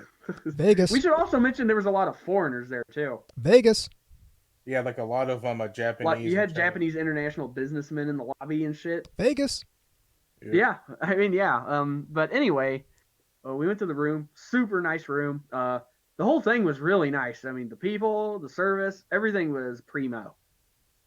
Yeah, man. Like we had a standard room, and no joke, dude. Our bathroom was about like Dude, our 600 bathroom had a square fucking feet. jacuzzi. Jesus Yeah. Christ. Like not even a joke. It had a jacuzzi. I was like, no fucking way. It's got to be like the opposite of the hotels I stayed in for Anime NYC, which were literally the tiniest hotel rooms I've ever been in my life. Had a nice television, which again we watched South Park and all kinds of shit on. Dude, man, like it had a stove, a fridge, Yeah, a garbage toaster. disposal. In a standard room? Damn. Yeah, dude. Yeah, I mean, this wasn't even like a suite or anything. Yeah, only time I've gotten that was when I stayed in, I think it's the Residence Inn up in Hartford for Connecticut, which is like a business hotel. It's like when people travel to Hartford for business, that's where they stay. And it's me and a bunch of weebs staying there for Connecticut. With hotel room had a fucking dishwasher in it. Yeah, I mean, you wouldn't believe the amenities they had just sitting there. They had a pool too, I think, didn't they? Yeah, they had a yeah, pool, they did. man, You could they see had it. a You could. spa, And it was had a free to bit- use. You could see it from the room even. That but the coolest thing though, honestly, was the room service. Oh yeah, they were. There was stuff all over the bed, right? And we come back from and like none of it was moved, like even an inch. No, none of it was moved, but everything was made up. Yeah, and I was it's like holy some shit, fucking dude. Houdini shit. They levitated all the stuff. Yeah, exactly. Like it was crazy. I mean, no matter how you slice it, he knows how to run hotels for sure. Because holy crap. Anyway, that was fun. So it's like, oh, cool. We didn't know he was there at that point, did we? Yep. No, I'm saying we didn't know he was actually still there at that point, did we? Not at the hotel, but there was a rally going on. No, yeah, man. We found out real quick, by the way. So after we do all that, did we eat first, or it really doesn't matter? I don't know. Eventually, we kind of settled in, and they were like, okay, the actual convention center and kind of do some scouting. Mm-hmm. So we got there, and we show up at this one parking lot, and it is completely fucking nuts. Yeah, dude. Like, at one point, we were stuck in traffic what felt like over an hour. Oof. Anyway, we get to the thing, and the guy's, like, telling us, it's like, no, dude, that building's being used for the Trump rally. And we're like, wait, what? It's like, no, that's we're supposed to be having a level of expo there. Basically, we find out they're sharing the building. Yeah, chaos fucking erupted. Yeah, Okay, dude, it was, eventually we found where we were supposed to go after forever. At the South Hall, wasn't it? Mm-hmm. Yeah, and we eventually got a parking space there. At this point, we were just checking it out. We weren't bringing the sign or anything. Because it's like, okay, let's first find out what the fuck's going on here. We got to get our badges and everything else. Okay, so we eventually got over there, and like in the parking lot, no joke, had to been 24 fucking stations of them selling like MAGA hats and stuff. Oh, of course. Like, And and people Trump making shirts. fucking funny jokes, and Oh man, there was like one of him dressed as Rambo. that was kind of funny. Or the picture of him, it said, "My ass got acquitted." Yeah, man, that Derek bought a shirt of. Yeah, Love it. which was pretty funny. I love it. Yeah, so we're sitting there. And that was well before we got to the actual thing, because we were parked pretty far away. Plus, there was almost a fight too, man, in the damn parking Oh, lot. we forgot. As we were parking, we could hear a protester and like Trump supporters like screaming. Like, it was actually the protester that was screaming. The other dude just was kind of like, dude, go the fuck away, Like, was real mild mannered and just letting him scream and act like an idiot. Anyway, we got up to the thing, and we eventually did get in. And of course, since there was a rally, security was tight. They were actually, again, making us go through metal detectors and shit again. Good stuff. Complete chaos. We got our stuff. We kind of looked around a bit, got a feel for it. We eventually, didn't we first pretty much just head to the dealer room? Yeah. I Pretty think much, and dealer we just opened kinda- up at 3. Yeah, it took so long. And we ended up basically doing the thing where you kind of spiral in on it to where you're kind of like, okay, stay on the edges and then work. I get a lay of the land that way. Yeah, exactly. And nobody bought anything on Pass. I think we were all just seeing what was there. Since it's not specifically an anime con, there was other stuff there too. Right. Lots of old video games. You'd have had a ball there. They had Saturn games and shit. All that good stuff. And like I said, I don't think any of us bought anything on that first pass. I'm pretty sure we didn't. One of the things we were doing was just smelling all the food, coming from downstairs and all that shit. We saw a couple of amusing cosplayers and things like that. A couple of Tifas I spotted, unsurprisingly, because of the F7 remake. Naturally. That you'll probably see a few of them in the coming 2 years or so at any kind of cons like that. There was also in the back, they were having like the tournaments, which were like Street Fighter 2, Smash Fortnite, Brothers. and Smash Brothers. And even if you didn't know there was a tournament, you'd have smelled it. So, come on, it's true. Fucking Smash You're Brothers. not wrong. Fucking there's a distinct stench they let off, like because they I don't know what it is, but specifically Smash Sodium Brothers. chloride has been detected in the area. I've heard about this meme with It's a meme, but it's also really But it's also not. kind of true. Yeah, it's not kind of a what joke. the fuck is going on there?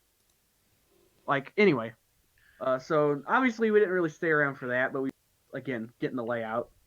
Again, we didn't really do much in the way of buying stuff, and I'm just gonna be blunt and honest here. The panels were largely just Western VA stuff and a bunch of woke crap. Ooh. Like being. I bet being they were a really homo- fucking happy No, that the Trump rally was there. No, they were not. Oh. No, they were not. But like I'll give you an example of what kind of stuff we're dealing with. Like being a homo and liking anime at the same time. The panel. Is that the actual name of the panel? Pretty No, much. that actually would have been funny. I was about to say. No, that would have actually almost got me curious. But might get yourself excommunicated from the woke crowd if you name your panel that. But that's the kind of quality we're dealing with though. That stuff like that. This stuff was always true. Why is there a big push for it now? Nobody had a problem with that to begin with. It's Yeah, exactly.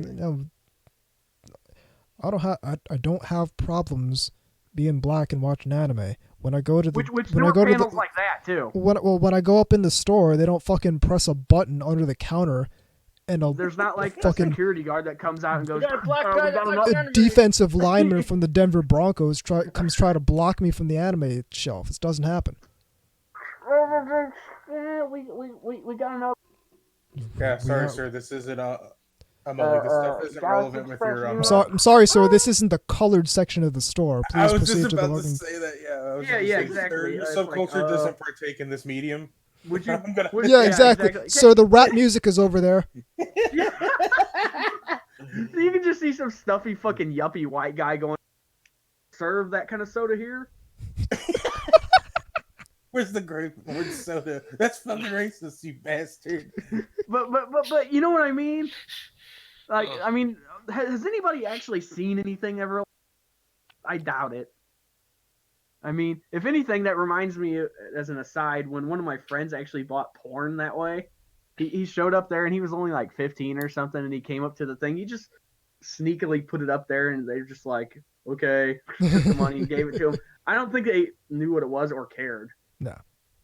I mean, it was like some old school Eugen smut or whatever. But anyway, to continue, that first day was, again, largely just kind of getting the lay of the land. No real crazy stuff happening there. We're like, okay, well, we're going to do that tomorrow with the sign. Just simply because we wanted to kind of feel it out first, and Right. before we did that, and that was the smart call to make, I think. Yep. So the first day was okay. Then we went back.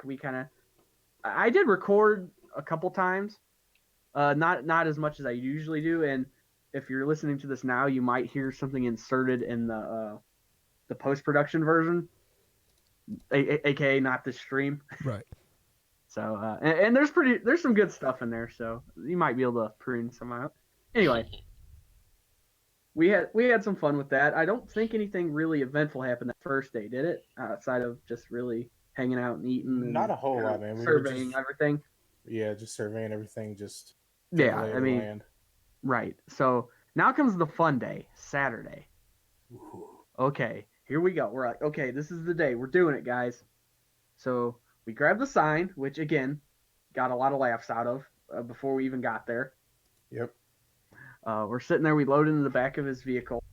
Well, And, even before that, man, we had security come over to us. Oh yeah, because again they saw us over there with the sign. Just they saw the poster board sign, and it's like, sir, can we see that? And of course, Again, I'm probably thought we were talking about fucking some protesting shit or whatever. And it's like, okay, and they just got a big laugh. Again, good sense of humor. A lot of them had. Nobody was like pissy or anything like that. In fact, most of them got a laugh. Like I said, we loaded it back up, and yeah, I forgot about that. We loaded it back up into the vehicle, and we went back down there. Got a much better parking spot this time. The problem was it was raining. Ooh. So we're like, oh fuck, this kind of sucks. We don't want to get it drenched, you know. So what we ended up doing was taking somebody's jacket. I don't know, yours or Ichigo's there. Somebody's, yeah. And we basically covered it. You know, it's like, okay, we'll bring it in there this way, and then when we're there, here's what we did though. We eventually got in there, like, okay, we need to find the place to, you know, Ichigo is wearing his a Hagao shirt and the shark head, which was great. I mean, that just made it even funnier. So we basically went up the escalator onto the second floor. Okay, here's a good spot. It's nice and open. There's not a whole lot of people in the way, and we're right next to an escalator. So anybody coming up is going to see it. A high traffic area. Yes, exactly. But also, people aren't really hanging around there. Right. Yeah, they're So we're moving like, through, not hanging around. Not hanging out. Yeah, so we went over there. We stood over by the wall. We unwrapped it, put it up, and then we're just hanging out with it and waving it around. Shit. We took a couple of pictures, including the one that you've seen. Yep. You know, had the girlfriend snap that photo. Anyway, yeah, it was great. It's funny. It's actually hung like a zombie's header now. Yep, it's my Time header. being. So if you hear this soon, you can go check it out. It's pretty entertaining. Yep, and it's a pinned tweet too, so it's right Yeah, there on yeah, my profile. So there you go. And it was pretty good. We're all sitting there chuckling. A couple people come up. Most of them are just laughing because it has the word dicks on it. You know. For those who don't know, it's dicks out for Melody. It's obviously a reference to dicks out for Harambe. Yeah, But we thought it was a lot funnier in and of itself because I guess I should mention this for those who didn't see the picture. We basically took a thing of white poster board and wrote it out with like almost like stenciled out bubble letter kind of things that you just kind of peeled off for stickers and popped them on there. Yep, and we made sure that they were purple for Melody. Yeah, and then we printed out some high res photos from his printer and kind of put them on there strategically too. Yep. A couple of really good ones, and we were sitting there and we got a couple of interesting responses. Got a ton of people laughing, pointing, taking pictures, giving us thumbs up, and great. Yeah, like a lot of okay symbols too, man, from the Asians. Yeah. Derek, Ichigo basically said, kept yelling, "The future is now." Yeah, pretty much. Which made it even funnier. There was this one guy who actually photo. I mean, I wasn't in the photo or anything. Where he did the thing where he had the pants were opening to where he actually put his finger through it. It's actually pretty funny. Oh yeah, man, it's great. I didn't stay too long. Maybe about a couple, at least an hour or so. We did it, and we moved around a little bit, but we found that was the best spot. Yeah, and then after you left or whatever, like a swarm of people came up. Yeah, I was a little disappointed because I took off to the dealer room and they wanted to hang around for a while. And apparently after I left, a lot more traffic started showing up. Just for the last hour, it had to have been at least 60 to 80 more people got pictures. with just a sign. About 20 got like selfies with the sign and stuff. We had a whole a group of knight like Templars come up and almost pull down their pants for us. Oh yeah, the one dude that was there when I was there actually pants down goes, "Oh yeah, I can't do That and Derek got video recorded for like a video and shit for another like YouTuber and stuff like that. Yeah, it was pretty funny. And then while we were yelled "dicks out," Yep, and stuff like that. That and every person that gave a thumbs up or a okay symbol or whatever, I just yelled like "Science Team." Yeah, it was really entertaining. It was totally worth doing. Yeah, man, it was great. So I'm sitting there, and I actually did get some stuff on Saturday. I picked up a Senran Kagura art book from a place called, I think it was Anime Coast, right? Yeah, something like that. Yeah. Yeah, it's the only place that really had any porn. Just pointing that out. Anyway, I picked up that, and I also was digging through the stuff, and they had a Dirty Pair flash art too. Ooh. And I was like, ooh, this is rare. You're not going to see this everywhere. And I went ahead and got that too. And again, they cost about $50 each. Totally worth it. Again, didn't have a whole lot of money. Didn't do a lot of other than looking. I almost picked up a FF6 Super Famicom version that was sealed. But I was kind of getting low on money. And you know, I better just, if I got extra money, I'll get something else. But right now, I think I better keep this around for food or anything else. Yep. So we were doing that. That was really fun. I eventually got a text that saying we got busted or whatever. No, yeah, man, we did. So like we had a staffer come up take a picture of it, and she was not entertained. And then we had someone come by that looked like she was a pronoun. It was like, guys, you can't fucking have this here. Like, okay, well, chill out. And then she was all like, well, you could have had this here if it would have been like censored or whatever. So it's like, really? Wait. The word dicks is an R-rated word now? No, yeah, like it's not. I've got tons of PG-13 movies to tell you otherwise. Oh yeah, plus while you were gone, man, there was a family that came up in the elevator right there next to us, and the kid jumped out first and was like, look, Daddy dicks. I forgot about that. You told Yeah. And again, everybody seemed to be getting a good chuckle out of it, really. Oh yeah. I mean, everybody was like, even people who didn't really know what was going on were still smirking at it and whatnot. Yep. I mean, and of course, then there were people who knew exactly. Yeah! Oh yeah, man, there's plenty of them. You know, Plenty of them, we're just really entertained by the whole. It's a real disconnect from the people that run these conventions and the. Oh yeah. From some of the people that were, obviously there. Yeah. It was real fun. Totally worth doing it, even though that kind of weird, oh man, moment.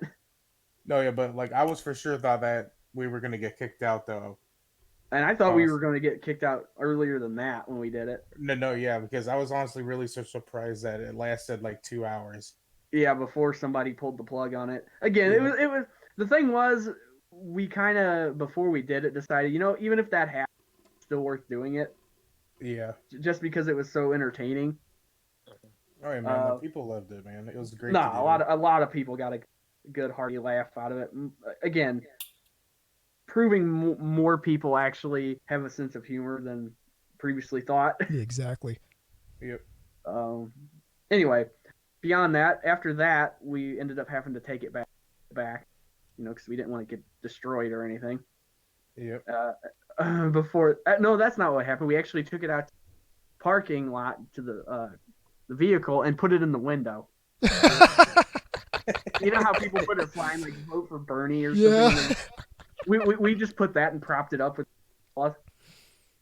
Yeah. And then we went back in and kind of went to the I think we actually went to the tournament grounds at that point, right?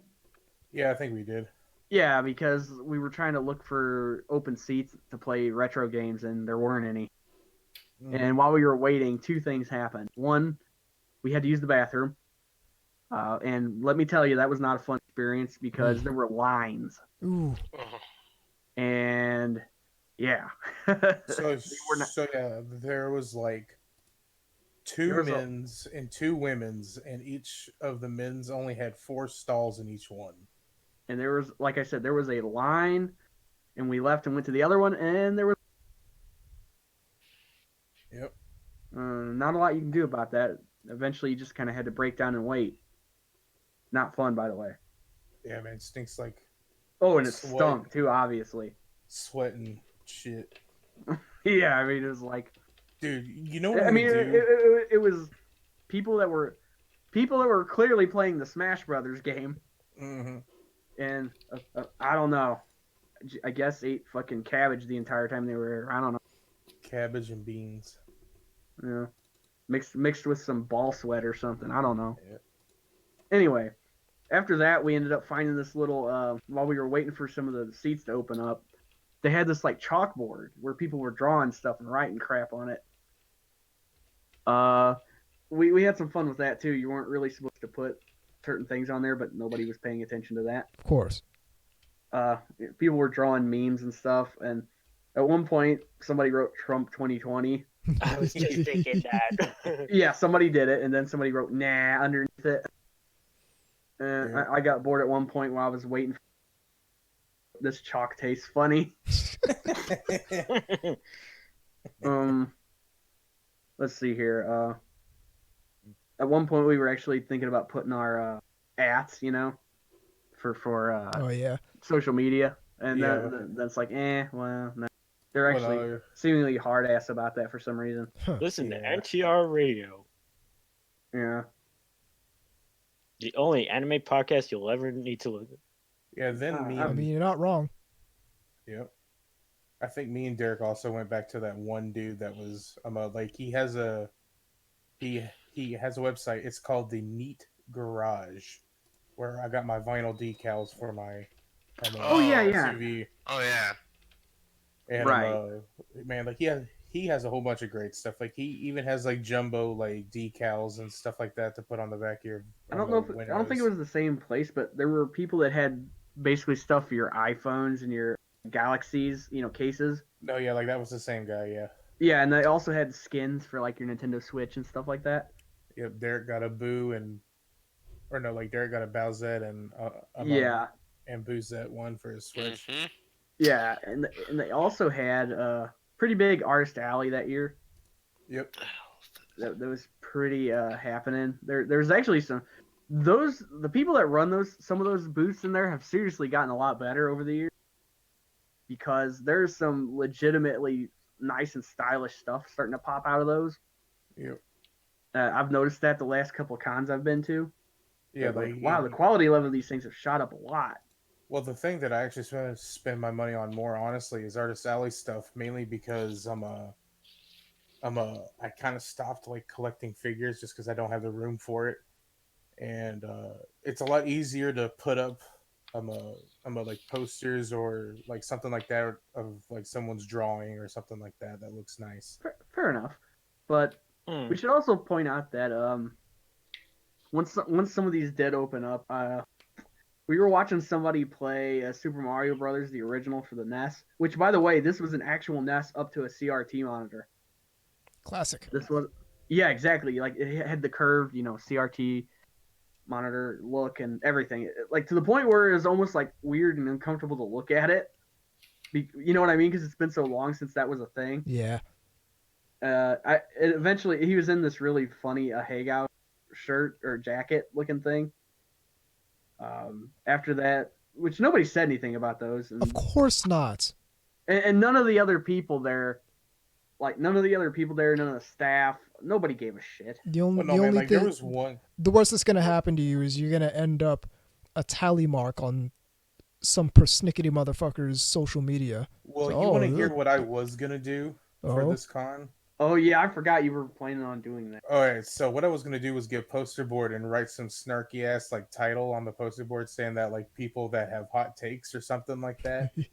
And for every one of them, I was gonna do like a check mark and video record it and shit like that and post it and be like, yeah, fuck you assholes, man. Y'all want to play this game? Okay. Yeah, and eventually he vacated the spot and I played it and I crushed through it for the most part there. controls were a little stiff. It was an official NES controller, but Ooh. the D-pad and stuff. It's not that they were worn. They were just there was almost like an input lag a bit, Ooh. and that's a real problem when you're making pinpoint jumps in World 8. Yeah, for Mario, that's a problem. Especially especially when you start getting to those like I said, jumps toward the end of the game where they start getting really kind of. You have to be on your game, or you're just gonna fall in a hole. But yeah, Well, the thing I'm that's- bad enough at Super Mario to know that you really can't do very well with a controller that's kind of messed up. But it wasn't. It was a real one though. I'll give them that. So I mean, authentic for sure. Again, and they were going for that because they were up to CRT monitors. There's other people playing like Punch Out and old Mortal Kombat games. This time with the blood, thankfully. What else? Super Mario World, old Sonic the Hedgehog. Just all your basic kind of 16 and below stuff, 16-bit and below type systems and games. Good stuff. I actually wanted to play some other stuff, and I ended up playing that while waiting for one to open up, and it never happened. Dude, man, good luck, man. Yeah, it was ridiculous. Good luck. Yeah, and then at one point we were watching some variant of Street Fighter 2. Oh yeah, what I wanted to say, I forgot about this. There was somebody there with a Ahigo shirt, sweatpants, socks, and shoes. Oh yeah, I the saw entire that ensemble. Yep. Dude, man, Yeah. that's what I'm gonna do with this next little kind of like cosplay thing that I do. Is that I got a monitor, me and Derek did, and I'm gonna make mine either like Melody themed or like Ahigo themed, and just have everything all decked out like that, including the monitor, like head and stuff like that. Yeah. See, just people really messed up going after the Ahigo thing, because now people are just doing it to protest against people going after the Ahigo thing. Yep. Yeah, and just generally like piss off. Yep, Yeah. pretty much. So don't- and the don't funny make- thing. Don't make a big deal out of being against something, because people will get into that thing just to spite you. Yeah, Well, the especially in the thing that world of channers and whatnot. yeah, Derek. Which we definitely saw some of those. Yeah, Derek wore a Area 51 shirt or whatever with a big titty fucking like alien cat girl. Oh, it was under it, right? Yeah, like it was under it just in case they asked or whatever, and made then him they take would, it off. Yeah. I thought that was great. There were other funny things we thought about doing with that, but anyway. So that was pretty much the deal there. You guys picked up some stuff, right? Yeah, like I just picked up those vinyl decals. That's honestly all I did because I only brought like 300 with me, and I was just using it for food because, again, this was almost thrown together like last minute. Almost, it just, things lined up perfectly, pretty much for us. And so Right. I was like, man, let's just go there for like the weekend and have some fun, as opposed Right. to like, okay, let's stay there for like. It the was a next, like, 4 hangout thing days. more than anything else. Yeah. I mean, let's be real here. This was not really a get goods kind of thing. Yeah. It was sort of, we'll probably get some stuff there, but we're actually doing it just to hang out and for the atmosphere. No, yeah, man, that's for later in the year here. Yeah, well, we've already kind of got something planned for that, but we'll come to that when we get to it. And the last day, we didn't really bother, I don't think, even to go, did we? No, yeah, we didn't even. No, go. we already bought the things we wanted to buy, so that was just us hanging out and enjoying the hotel some more, Yeah. which was very nice. We actually went into the store there. We should mention this. There was a gift shop in there, of course, and naturally there was a bunch of Trump-themed stuff in there, including candy bars. Yep. Literally bars of gold. Like, Oh, Jesus. They're wrapped in like little gold bars looking Knox type deals. Yep. Yeah, so we were getting a chuckle out of that. And of course everything was over. But surprisingly the hotel was not. Yeah, man. It was actually quite affordable. You wouldn't Yep. think so. You'd think it'd be ridiculous. If I'm not mistaken, travel and hotel and stuff like that is heavily subsidized in Las Vegas, just because of the nature of Right. they want but to I'm talking attract about people Trump to the here. place. Well, I would assume even the Trump place would be heavily subsidized as well, or would at least have competitive pricing compared to the other hotels in the place, which are also subsidized. Again, this is if I'm correct. What I'm just saying here is that if you get the chance and you're in the area, it's not a bad place to stay at all. No, man, it's It's actually pretty nice and fancy, and it's not all that expensive compared to anywhere else. It's really nice. Okay. Anyway, we had a bunch of fun. Everybody was. I kept everybody up snoring apparently. Yeah. I remember Ichigo there basically said I sounded like I was fucking like starting a chainsaw and all kinds of other stuff. We ended up eating at some like places like Del Taco and which man, again I enjoyed eating there because there's not one around where I live at all. Dude, man, you have to leave the state to go there. You and those damn fries. Yeah, they are good though. Dude, I told you, man, they are get them made fresh fresh and well done. Holy fuck, they're good. Yep. Anyway, again, not to be the food channel, but that's one of the things I always enjoy about travel is eating at local places, whether that be either just holes in the wall or wherever.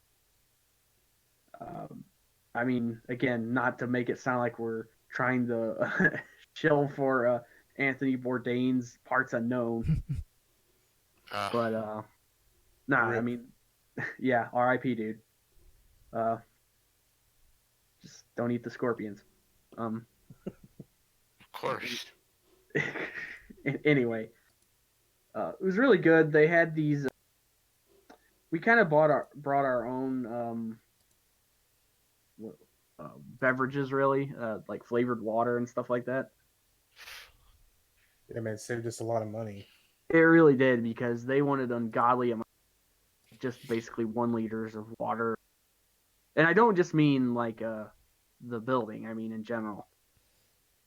Yep, everywhere you go, it's expensive. It was a little pricey in some parts.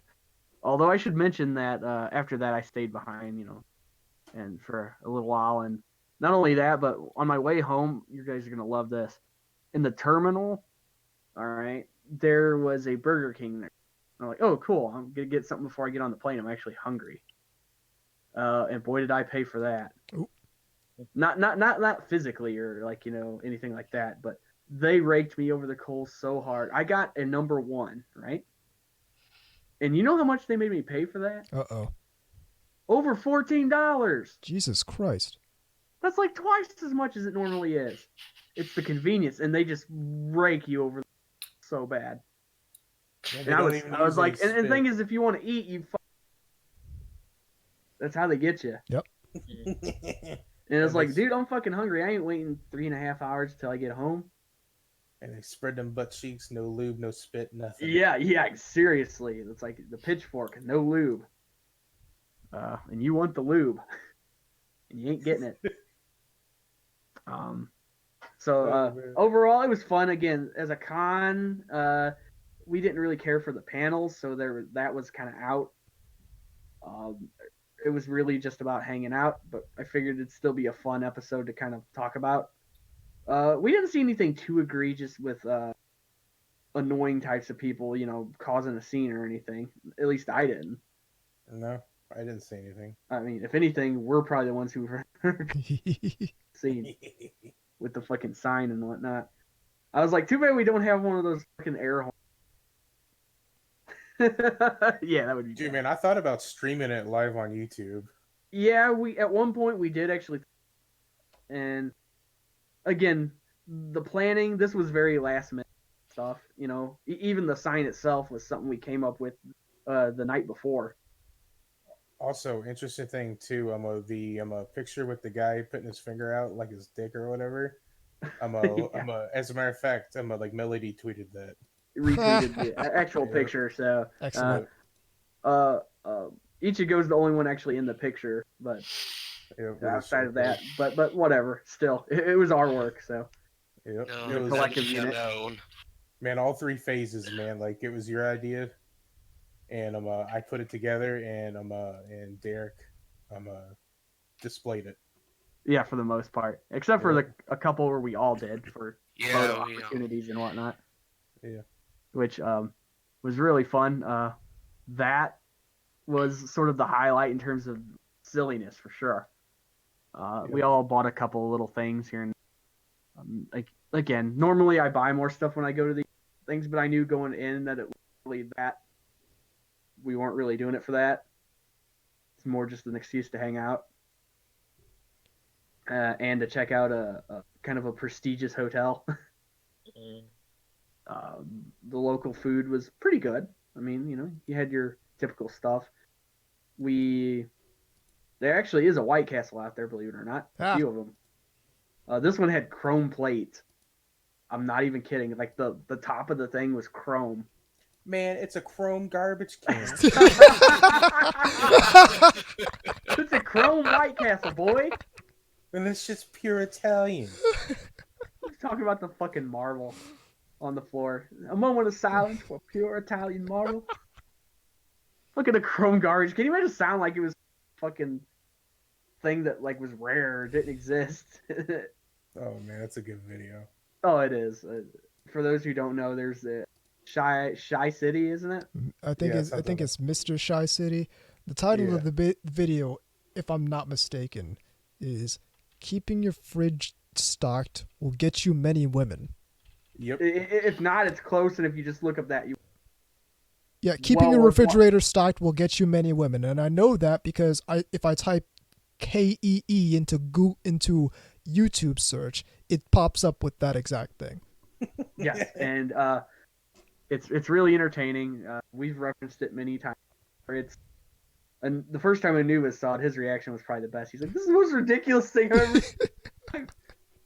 Dude, man, I remember posting that on Faku, and I was like, "What the hell, dude?" Yeah, good times. It's a great video. It's really funny. He's got a couple other ones too that are good too. Like when he orders basically one off of everything on the menu when he goes through a McDonald's. That was pretty entertaining. This is like classic YouTube too. This is like 2008. Yeah, this is like before it can like monetization and all that. It's a chrome garbage can. The chrome garbage can. Chrome White Castle sign. 13 million views. Yeah, Bam. Holy shit. That's higher. Really? Yeah, 13 million. That's 3 times the population of fucking Finland. That's ridiculous, man. Anyway. Bam. Hit the little nigga with the freeze pop. Dude, I was dying, dude, when I heard that. Or when he like pulls out he's like going through of the different drinks he's got in there. This is of course a tangent. He's going after each one and explaining why he's got it in there. Like he's like, "This is cherry Coke. I got that for the hood chicks." It's like the holistic types. They always drink Mystic. And it's like the Smirnoff Ice is for when you've got a girl over and she doesn't feel completely right being totally hammered in front of you. Yeah, but her drink on. And then when he opens the one thing, it's like, "Front, that's for me." He's talking about it's like, and I got a bit of a beef to complain with the Kool-Aid companies here. He's talking about, he's like, "You fill these things way too damn high. You open it up and bust like a goddamn grenade." I appreciate you trying to give us the value for the dollar, but stop doing that. Oh, that shit was funny. And then he goes over to his like pantry and opens it. It's full of all kinds of shit. He's like, "Look, it's got Funyuns, wheat thins, snacks on snacks, snacks on snacks." That shit Man, was you gotta great. hook it up with a big girl, man. Yeah, I hear you breathing heavy. Come on, get your snack on. That shit was fucking hysterical. Anyway, con was fun, mostly for reasons that actually had to do with us and not actually the con. In terms of shenanigans, I mean, I'll post the loot here another time. I just haven't gotten around to it yet. And it was fun. I mean, it was one of those things. The things you got were the books, right? For me, yeah. Other people picked up other things. He got some decals. The girlfriend picked up some old Super Famicom stuff. And no one bought Battle Arena Toshinden. Of course it's not. Not good. But I did buy Tekken. No, I didn't. Well, man, like she found what, like 3 or 4 dojins or something like that. Oh yeah. Picked up a couple of dojins of. I'm trying to remember what the fuck they were. Dude, man, she pretty much just like take all my fucking money. Oh yeah, basically, and then was like, "I'm out of money. I couldn't stop myself." Yeah, like because we were gonna go to the 2 a.m. strip club later, but then she's as a bit of a thing, and then it's like, everybody's getting low on money now. We got to save it for food and basic shit. Yeah, man. We're We'll gonna do it go to next the time we strip get club, but we spent all our money on weeb shit. Yeah, Yep. yeah, exactly. I mean, like, not even a joke. Yep. But next time we go, man, we'll get a private room though.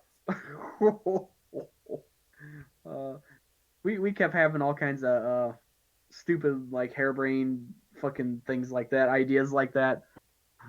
That happens when you're up late and running out of money. And... So that's what we need to do when we get the NTR Radio private jet. Is fly to Vegas. Like, have like poles installed. Yeah. That's the stupidest shit. Disco balls and shit. That's like the stupidest rich person shit to do. Is like put stripper poles on your private jet. Yeah, exactly. That's how you get the 99% mad at you. Is you put stripper poles on your private jet. No. How you get the 99% mad at you is you actually are the stripper on the plane. There you go. Yeah, because guarantee you she's making money. Oh, yeah, if you're the stripper, if you're gonna be a stripper, be the stripper on the stripper pole on the private jet. Be that because stripper. I guarantee you some money's in. They're probably making a great deal more money than the one on the pole on the ground. Be in the pole on the air. That and all you have to do is just bend over and let someone take a hit of cocaine off of your ass. I mean, We're gonna do a barrel roll. All I'm trying to do is.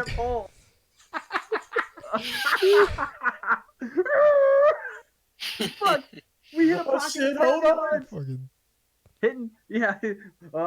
This is your captain speaking. We're gonna hit some turbulence. You better hold on. That's what happens when you hire a retired Navy fighter pilot for your fucking pilot to fire your.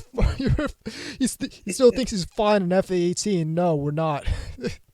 Hold on, guys, exactly. Do a barrel roll. What? They got fucking Def Leppard on the fucking sound. Start playing Highway to the Danger Zone. It's like, no, let's get off the highway. Let's find the exit, please. He's like, you just see this. Gotta take my breath away on the fucking by Berlin on the background.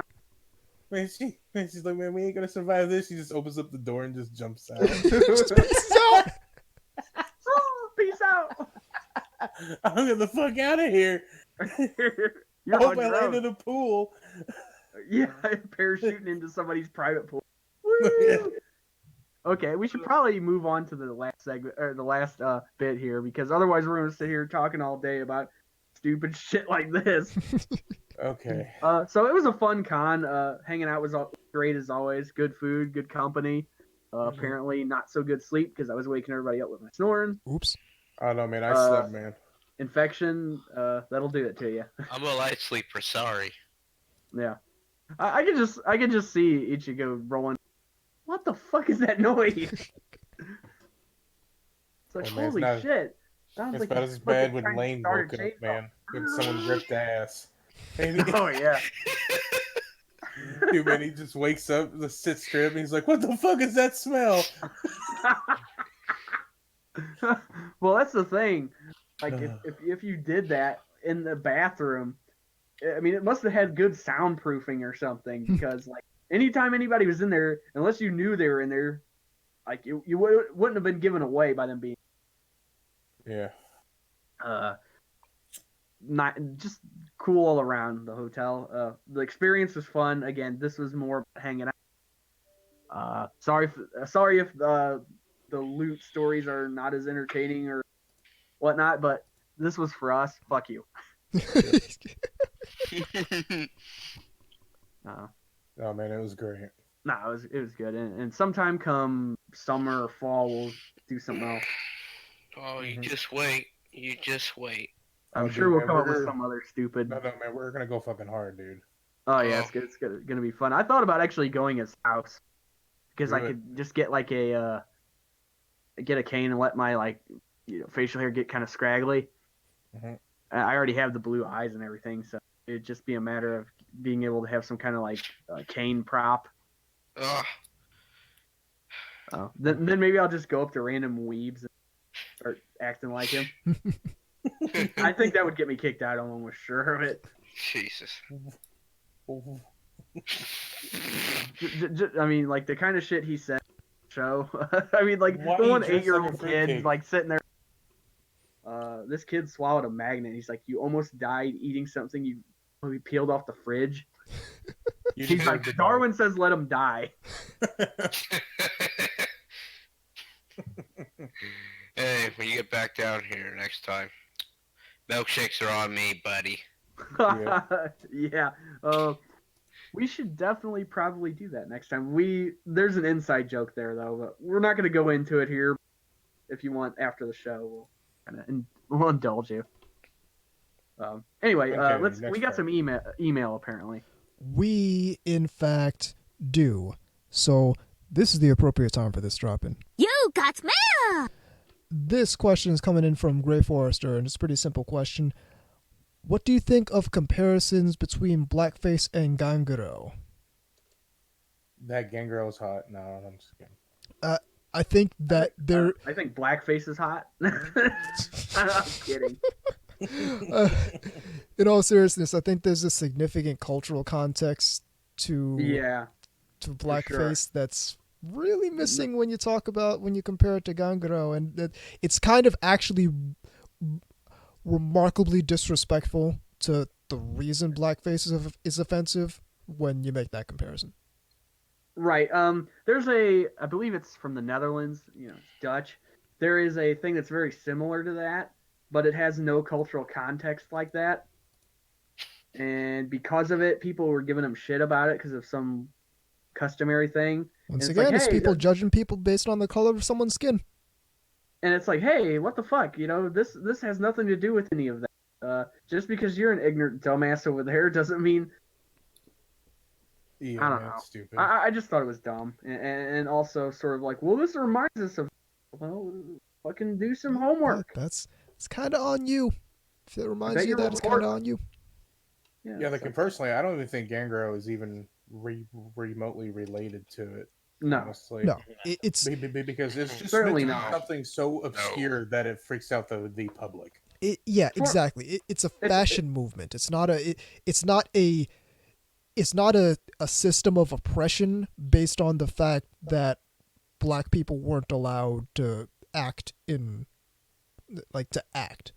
It's not a thing that's fundamentally based in racism.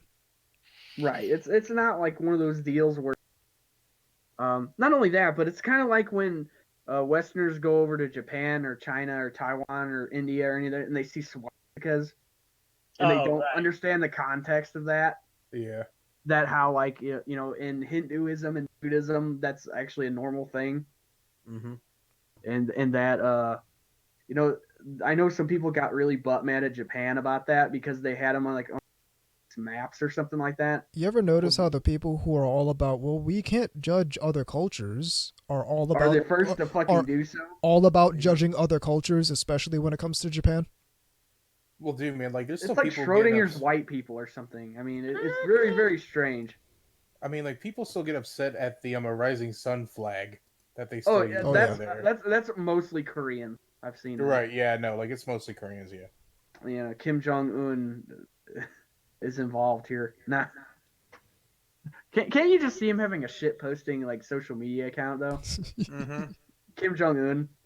Like, you look on his friends list, there's just one, and it's Dennis Rodman. Time to meet the Chinese. I'm at microwave supper. Yeah. Oh, geez. You'll have to show him that after so, but yeah, Gray Forrester. Yeah, those things aren't very rooted in something totally different. Yeah, kind of hard to really compare what those mean. Yeah. Again, there was a nonsensical thing that happened a couple years back. I remember in the Netherlands that was like that. There was some. I don't know what it was for, like some sort of customs thing from way the fuck back. Yeah, right, yeah. Hundreds of years ago, and like that's kind of similar looking and whatnot. It has no to that whatsoever. It's not referring to anybody. It's some sort of cultural weirdness. It just happens to look very similar, and people got really weird about it. Yeah, man. Like, people take it way too far. I'm like, that's the other thing. You'll notice none of the people that are freaking out about any of this shit are happy at all. No. Like none of these people are not happy in their life. Obviously not. Perhaps there's man, some they're kind of miserable. correlation. Yeah, Just might be, Watson. because people that are, in good spirits and stuff aren't usually the people causing trouble like that. They're not trying to get things banned or removed or anything like that. I mean, just a suggestion. You'll notice that, and of course, some wise ass will pop in and go, "Yeah, they're mad because of these things." Yeah. That's like, yeah, that means they need to decide more. Yeah, like I told Derek that one time for a con he should do whiteface just to troll people. like that. That's not as like bad when, as the joke. Like when Dave Chappelle plays the white fucking anchor man. Yes. I gotta go on record and say his white person voice is my favorite. Yeah, you have to talk like that too. Do you remember that South Park bit where, like, when they go to China for the dodgeball tournament? Do you remember that? Where they're constantly making bad commentary up there, like, I haven't seen an American get hit like that since Abraham Lincoln. And the guy's like, shut up, dude, you're gonna get us in trouble again. And then they're just keep going on and on, like, American with a PhD in math, stupid American. Or hold on, let me try. He like opens his eyes real and goes, I'll use my credit card. Oh no, I like the one who goes, do you have any non-dairy creamer? I mean, the thing is that shit's funny. I mean, it is. If you're white and offended by that, come on. Have a sense of fucking humor. No, man, it's true, dude. But it's funny. Yeah, exactly. Poke fun at yourself like that, Holy crap. Anyway, not to get too into that. That's one area we try to. Well, we try, not necessarily successfully, to kind of steer away from. It's just not really. The feel. This is not really the appropriate podcast to really go into a lot of that most of the time. Also, it's kind of annoying to talk about. It is because you see it everywhere, and it's like, why do we have to? You can just turn it on, fucking whatever. Oh, we should point out that right now Greece is fucking war zone almost. Have you seen that? No. Like, I haven't seen it, but I heard something. Yeah, like apparently there is a nasty riot/revolt going on right now. No, yeah, like I heard about it, but it's not hardly being covered. Like them basically turning on their own police and stuff because of all this like unchecked immigration and stuff. Yeah, but basically right now the only world news I'm kind of focused on is Corona. At this point, it's like Corona Chan. It's okay, man. You drink. You can still drink it. I mean. Speaking of dude, there were like 700 people surveyed, and they're like, we're not even. Dude, and it's like you people are fucking stupid. Dude, one of the funniest things today, there's the guy I follow called like Mozilla Finnegan. So he goes to the store, like he did a video, and he's like, yeah, I got all this Corona and this Corona seltzer. Hope I catch the Wu flu and fucking die. It's funnier than shit, dude. I saw something from, I think it was Reddit. Do any of you know that song? It goes kind of, give me the beat, boys, and free my soul. Yeah. Wanna get oh, okay, I saw a parody of that. It says, give me the yeet, boys, and free my soul. I want to die in a fucking hole and drift away. Or something like that. It's like I don't know, it's like our depression memes or some shit like that. I don't know. I thought it was pretty entertaining. If just for the really crude drawings. But for as what I'm watching though, I'm not watching a whole lot though this season. Watching Monster Girl reviewers, or I can't pronounce it. Interspecies reviewers. Yeah, like interspecies reviewers. That's what I do anytime I run across that, and I'm like, I have that brain fart where like, how do I say this again? No, yeah, dude, like it's true. Like it's a great show. The last episode was fucking weird, dude, with like egg laying and all the snake dudes like getting turned on by it and eating the freshly squatted out eggs. I was like, what the hell, dude? This is crazy. That's great. That reminds me of the ooh-ow bird. When it lays an egg, ooh, it's square. Ooh, ow. Anyway, I think we better wrap it up because it's getting obviously way off track and ridiculous. Yeah, before this gets even further off the rails. That is, Which will happen after we hang up. of course, that is indeed the show. The email address is ntrradio@gmail.com. The website is ntrradio.net. You can find VZ stuff at vzmk2moemekagatai.wordpress.com. He's got the Big Book of Idols at thebigbookofIdols.com.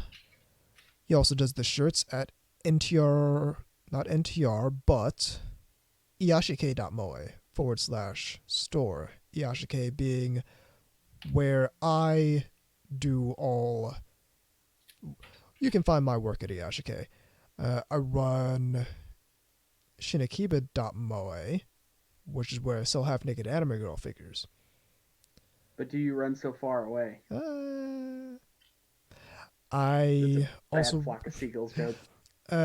taskforce.moe is where you can celebrate our troops in the Moe War.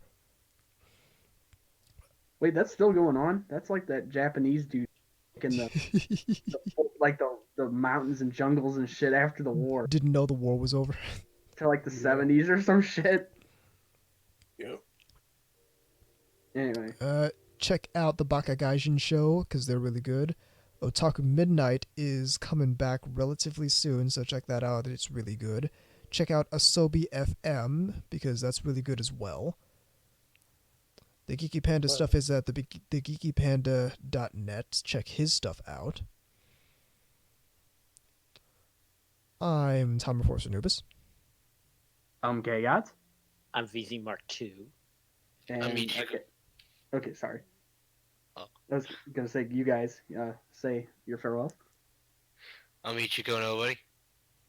And I am at Hung Like a Zombie on Twitter. And even though we get our sign taken away every time we say it, this is NTR Radio. Dicks out for Melody.